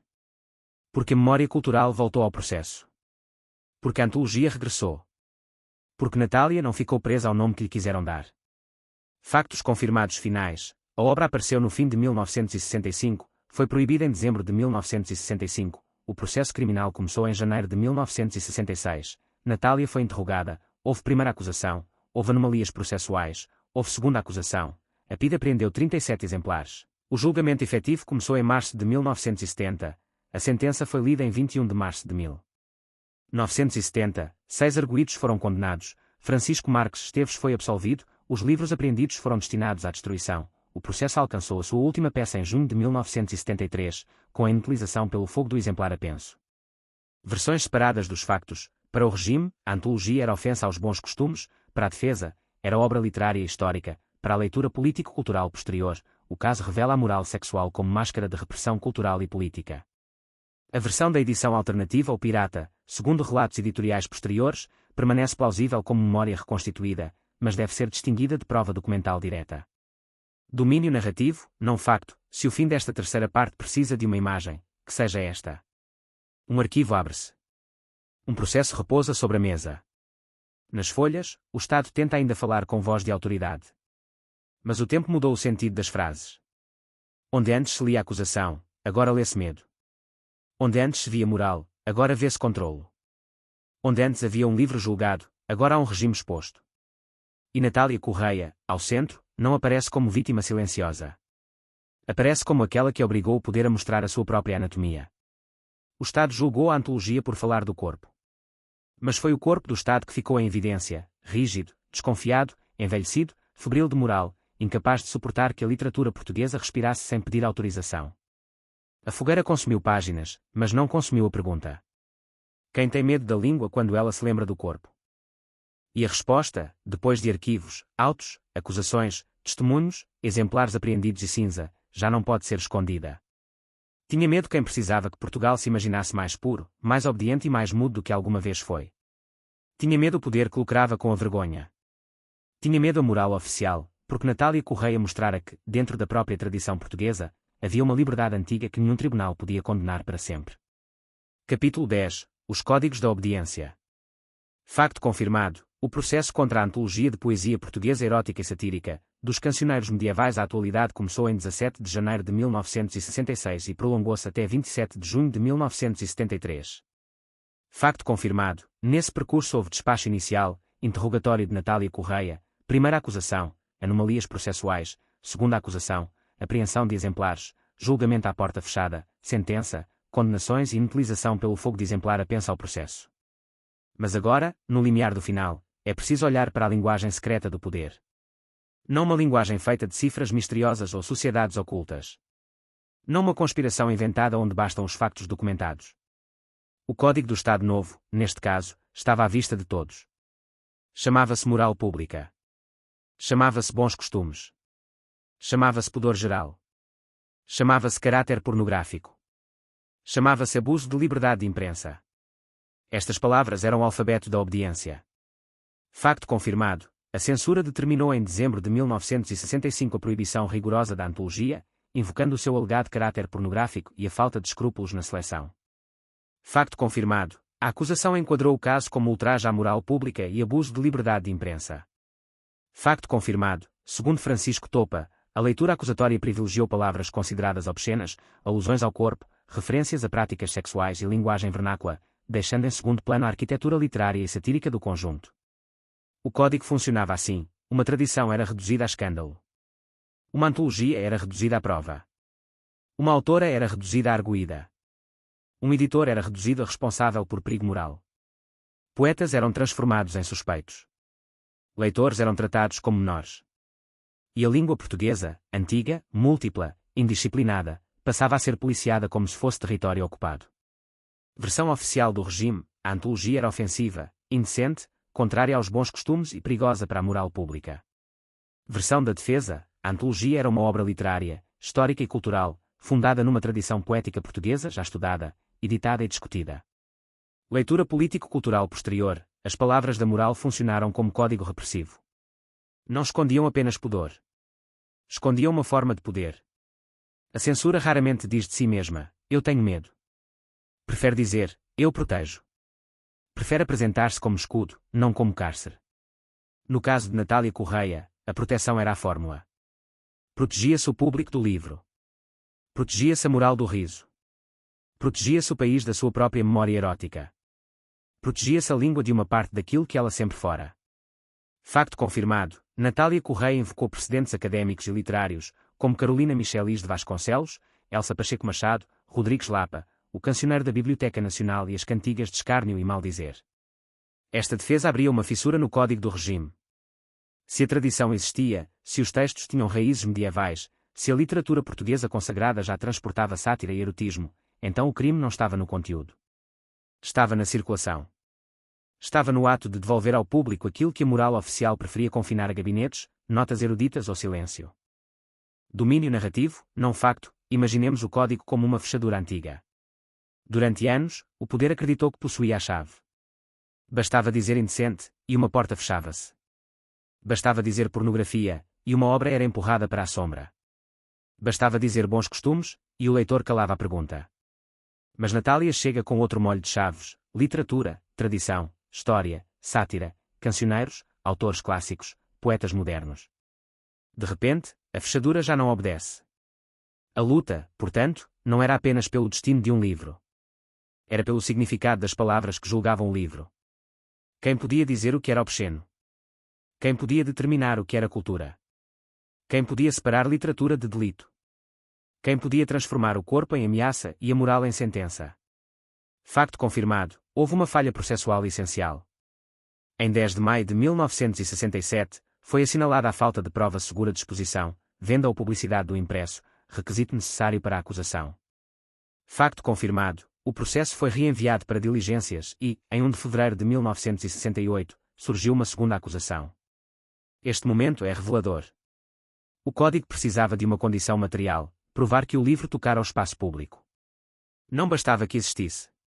Era preciso mostrar que circulara, que fora exposto, vendido ou publicitado. O poder temia não apenas a obra, mas o encontro entre a obra e o leitor. O perigo estava na passagem da página para a consciência. Versão interpretativa: o verdadeiro interdito não era o erotismo em si, mas a sua democratização cultural. O que em certos espaços eruditos podia existir como matéria de estudo, tornava-se ameaça quando reunido numa antologia acessível, publicada por uma editora irreverente e organizada por uma mulher publicamente indócil. Facto confirmado, a PIDE comunicou a apreensão de 24 exemplares em casa de Natália Correia e 3 exemplares na tipografia da Sociedade da História, destinados à Biblioteca Nacional. Total, 37 exemplares. É um número modesto diante da grandeza da reação. Mas a censura não mede perigo apenas por quantidade. Mede por símbolo. Um livro pode ser poucos livros e, ainda assim, representar uma porta aberta. Domínio narrativo, não facto, talvez cada exemplar apreendido parecesse ao regime uma pequena fuga no muro. Não era apenas papel. Era possibilidade. Possibilidade de leitura, de conversa, de ironia, de comparação entre a nação oficial e a nação literária. Possibilidade de descobrir que a língua portuguesa continha, desde muito antes do Estado Novo, aquilo que o Estado Novo condenava. O Código da Obediência queria transformar esta descoberta em culpa. Natália queria transformá-la em memória. E é por isso que a sua figura se torna maior quando o processo chega ao fim. Não porque a condenação tenha sido leve ou pesada em termos técnicos. Facto confirmado, Natália Correia foi condenada a 90 dias de prisão, substituídos por igual tempo de multa, mais 15 dias de multa, à razão de 50 escudos por dia. Fernando Ribeiro de Melo recebeu a mesma pena. Mário Cesarini, Luís Pacheco, Eri dos Santos e M. de Melo e Castro foram condenados a 45 dias de prisão, substituídos por multa, mais 7 dias de multa. Francisco Marques Esteves foi absolvido. O que torna esta história maior é que a sentença tentou fixar um código, mas a memória decifrou outro. Onde o tribunal escreveu indecência, a posteridade leu censura. Onde o Estado escreveu moral pública, a história leu controle cultural. Onde a acusação viu palavras isoladas, a crítica viu uma tradição amputada. Onde a máquina quis encontrar vergonha, a literatura encontrou uma prova de liberdade. E então a pergunta muda. Já não é apenas, por que razão a antologia foi julgada? É outra, mais profunda: que tipo de poder precisa criar códigos morais para impedir que um povo leia a sua própria língua? Capítulo 11. Os corredores subterrâneos. Segundo sínteses posteriores, como a RTP ensina, a antologia terá continuado a circular em leituras clandestinas apesar da apreensão e da proibição. Há também relatos editoriais posteriores, citados pela E-Cultura, segundo os quais Fernando Ribeiro de Melo, prevendo a proibição, terá promovido, com consentimento de Natália Correia, uma edição alternativa, sem as ilustrações de Cruzeiro Seixas e com indicação de origem brasileira para escapar ao crivo censório. Grau de confirmação: forte como memória editorial reconstituída, mas distinto de prova documental direta apresentada no processo aqui citado. Facto confirmado: há também relatos editoriais posteriores, citados pela E-Cultura, segundo os quais Fernando Ribeiro de Melo, prevendo a proibição, terá promovido com consentimento de Natália Correia uma edição alternativa, sem as ilustrações de Cruzeiro Seixas e com indicação de origem brasileira para escapar ao crivo censório. Grau de confirmação: forte como memória editorial reconstituída, mas distinto de prova documental direta apresentada no processo aqui citado. Aqui começa a parte subterrânea da história. Não subterrânea no sentido literal de túneis escavados sob Lisboa. Não há, nos factos confirmados deste dossiê, passagens secretas, caves conspirativas ou rotas físicas que possamos descrever como prova. Os corredores de que falamos são outros, corredores de leitura, de rumor, de memória, de mão em mão, de exemplar protegido, de título sussurrado, de livro que desaparece da livraria mas reaparece na conversa. Versão confirmada em termos gerais: a obra não morreu com a apreensão. Continuou a existir na memória cultural e em formas de circulação clandestina. Domínio narrativo, não facto: talvez houvesse casas onde o livro entrava sem alarde. Talvez fosse pousado sobre uma mesa depois de as visitas de confiança chegarem. Talvez alguém dissesse apenas o título, e esse título bastasse para que todos entendessem o risco. Talvez se lesse uma página e depois outra, não com o prazer despreocupado de uma sociedade livre, mas com aquela atenção concentrada de quem sabe que ler também pode ser ato de resistência.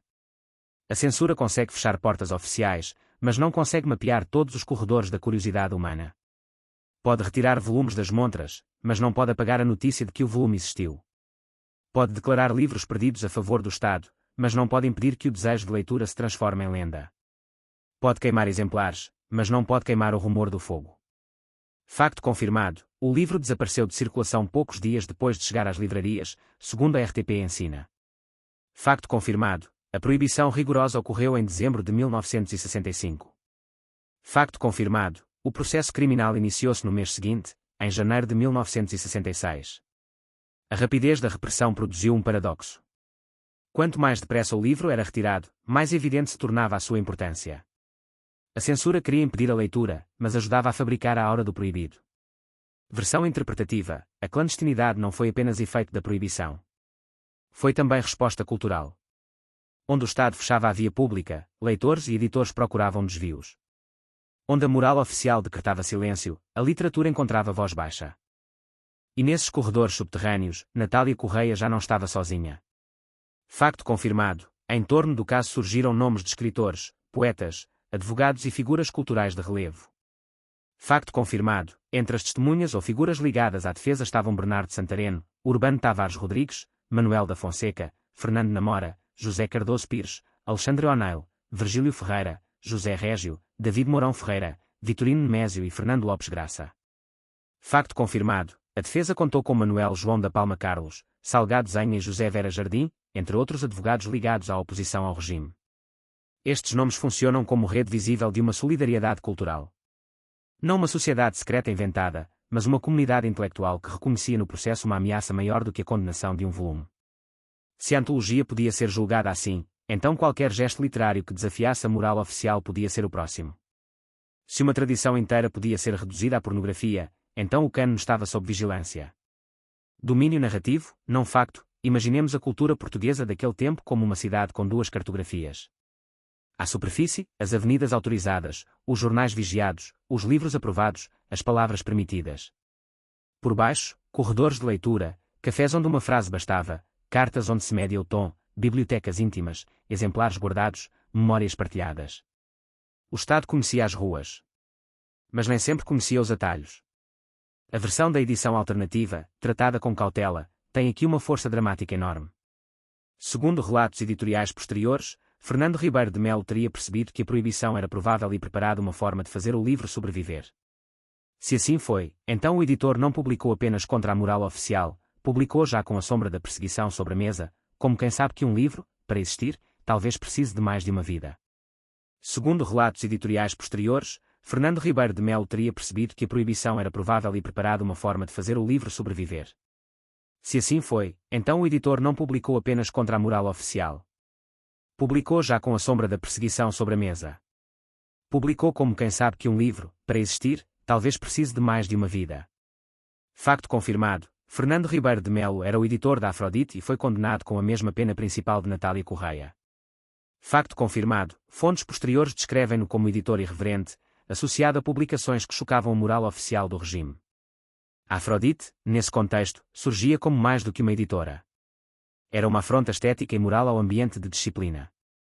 E o livro de Natália era uma das suas grandes provocações documentadas. Mas é preciso não romantizar a clandestinidade como se ela apagasse o medo. A circulação secreta de um livro é sinal de vitalidade, mas também prova de opressão. Numa sociedade livre, um leitor não precisa transformar literatura em segredo. Não precisa medir quem está na sala.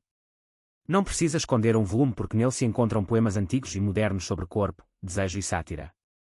O subterrâneo só se torna heróico porque a superfície foi interditada. Facto confirmado, os livros apreendidos foram destinados à destruição.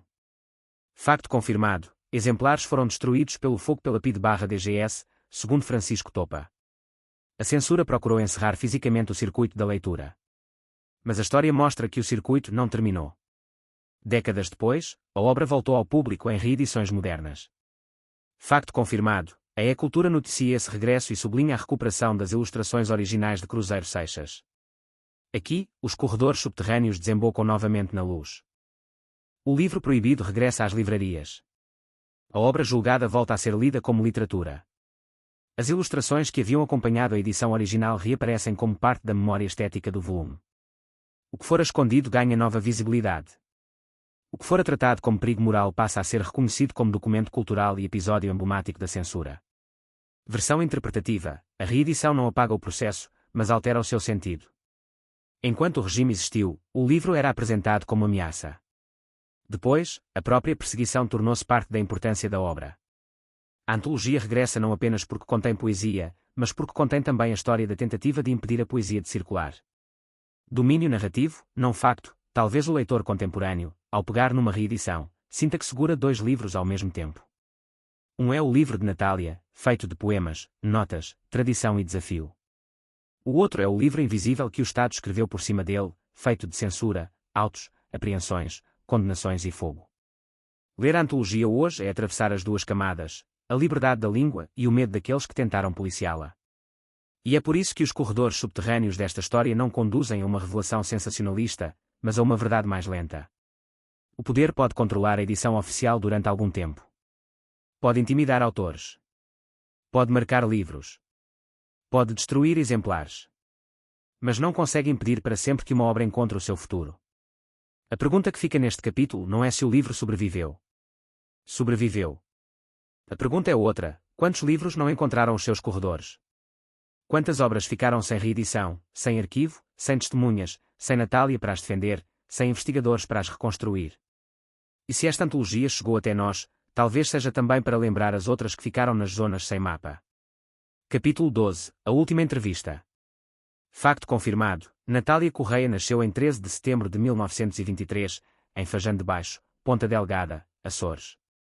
Facto confirmado: foi escritora, poetisa, dramaturga, ensaísta, jornalista, antologiadora, depois do 25 de Abril, deputada. Facto confirmado: o seu percurso terreno terminou em 16 de março de 1993, em Lisboa. Agora, no último capítulo, façamos uma entrevista impossível. Domínio narrativo, não facto, não é uma entrevista real, não é uma transcrição, não é documento. É uma forma narrativa para organizar as perguntas que o caso deixou. As respostas não são frases atribuídas a Natália. São leituras construídas a partir dos factos confirmados, das versões conhecidas e da interpretação histórica do processo. Pergunta: Natália, que livro foi aquele? Facto confirmado: foi a antologia de poesia portuguesa erótica e satírica, dos cancioneiros medievais à atualidade, organizada, selecionada, prefaciada e anotada por Natália Correia, publicada pela Afrodite, de Fernando Ribeiro de Melo, com ilustrações de Cruzeiro Seixas. Reunia textos de diferentes períodos, dos cancioneiros medievais a autores contemporâneos. Resposta interpretativa: foi mais do que uma recolha. Foi uma demonstração. A prova de que a língua portuguesa tinha corpo, riso, desejo e sátira antes, durante e para além do Estado Novo. Pergunta: por que razão o regime reagiu com tanta força? Facto confirmado: a censura considerou a obra pornográfica e determinou a sua proibição rigorosa em dezembro de 1965. Facto confirmado: O processo criminal começou em janeiro de 1966, por alegado ultraje à moral pública. Facto confirmado, a acusação destacou trechos tidos por obscenos. Resposta interpretativa: o regime não temeu apenas palavras. Temia uma leitura. Temia que o público percebesse que a tradição portuguesa era mais livre do que a moral oficial. Temia que aquilo que chamava desvio fosse, afinal, memória. Pergunta: a acusação era moral ou política? Versão oficial: era moral. Versão da defesa: era literária e cultural. Leitura político-cultural posterior: era também política, porque a moral sexual funcionava como instrumento de repressão cultural. Facto confirmado: Luís Pacheco percebeu, em carta citada por Francisco Topa, que o regime queria evitar transformar o caso num processo político, mantendo os réus no banco dos pornográficos. Resposta interpretativa: a moral era o idioma escolhido pelo poder para não confessar o seu medo político da cultura. Pergunta: o que custou este processo? Facto confirmado: Natália Correia e Fernando Ribeiro de Melo foram condenados a 90 dias de prisão, substituídos por igual tempo de multa, mais 15 dias de multa. Facto confirmado: Mário Cesarini, Luís Pacheco, Éry dos Santos e M. de Melo e Castro foram condenados a 45 dias de prisão, substituídos por multa, mais 7 dias de multa. Facto confirmado: Francisco Marques Esteves foi absolvido. Facto confirmado: Éry dos Santos e Ribeiro de Melo chegaram a ser alvo de mandado de captura por atraso no pagamento. Facto confirmado com cautela: Luís Pacheco teve a sentença convertida em prisão, aparentemente sem cumprimento efetivo. Resposta interpretativa: custou tempo, energia, reputação, desgaste, vigilância e a humilhação de ter de provar que a literatura não era crime. A repressão cultural não se mede apenas pela pena final. Mede-se também pelos anos tomados por um processo que obriga uma pessoa a viver sob acusação. Pergunta: o livro foi destruído? Facto confirmado: os exemplares apreendidos foram declarados perdidos a favor do Estado para destruição. Facto confirmado: segundo Francisco Topa, 37 exemplares foram destruídos pelo fogo pela PIDE/DGS. Facto confirmado: a última peça do processo, em 27 de junho de 1973, corresponde à inutilização pelo fogo do exemplar apenso. Resposta interpretativa: o papel foi destruído. Mas a destruição transformou-se em prova contra quem destruiu. Pergunta: o que sobreviveu?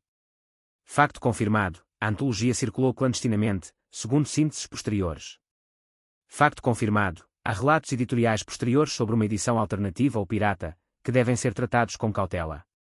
Facto confirmado: décadas depois, a obra regressou ao público em reedições modernas, com destaque para a recuperação das ilustrações originais de Cruzeiro Seixas em Notícia da E-Cultura. Resposta interpretativa: sobreviveu o livro, sobreviveu a memória do processo, sobreviveu a figura de Natália, sobreviveu a pergunta sobre quem tem autoridade para policiar a língua.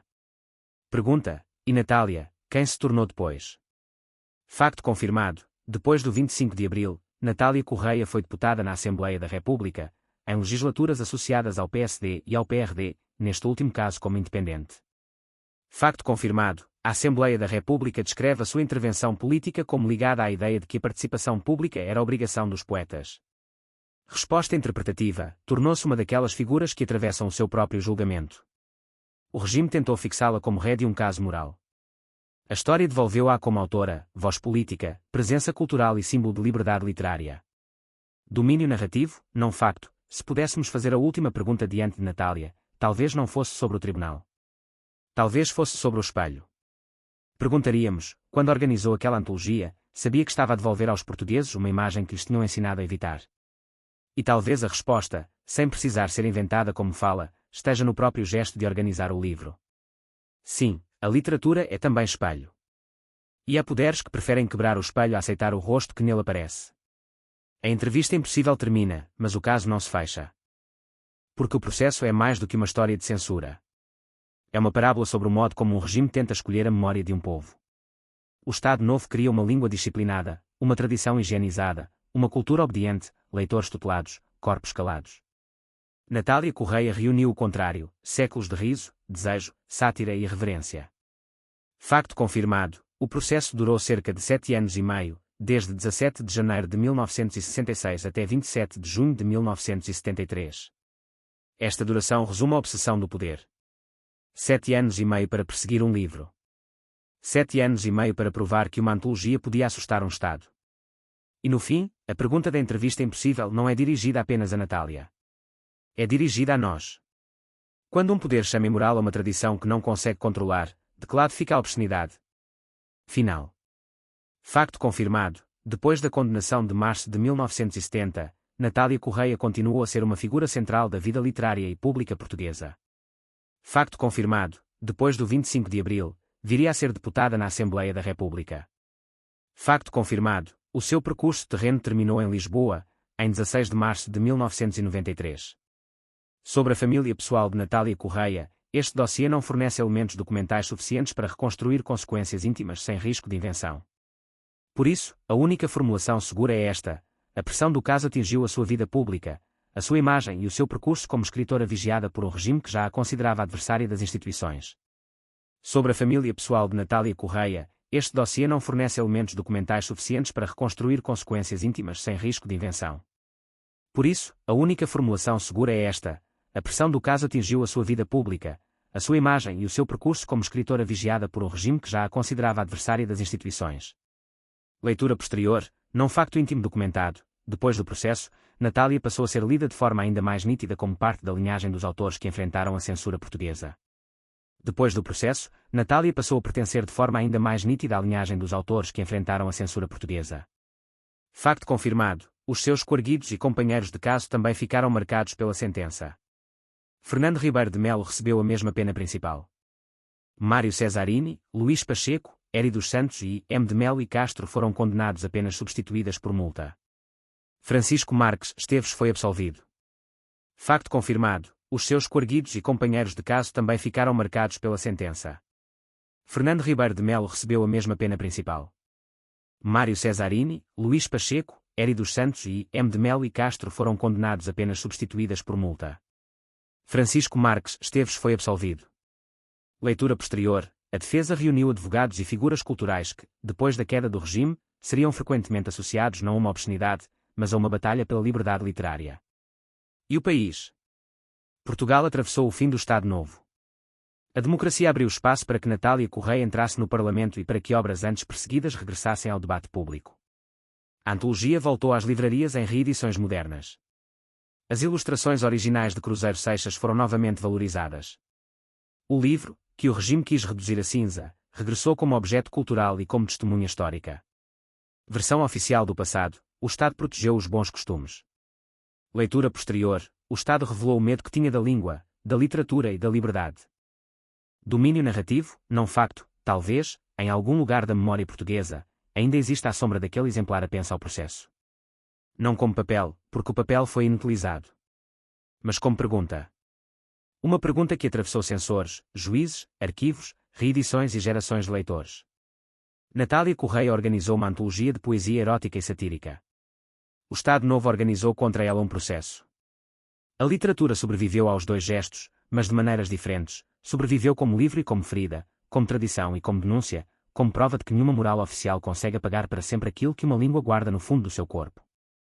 E se hoje podemos ler esta história com a distância do tempo, talvez seja precisamente o tempo que nos faça ouvir a última pergunta com mais força: quem, afinal,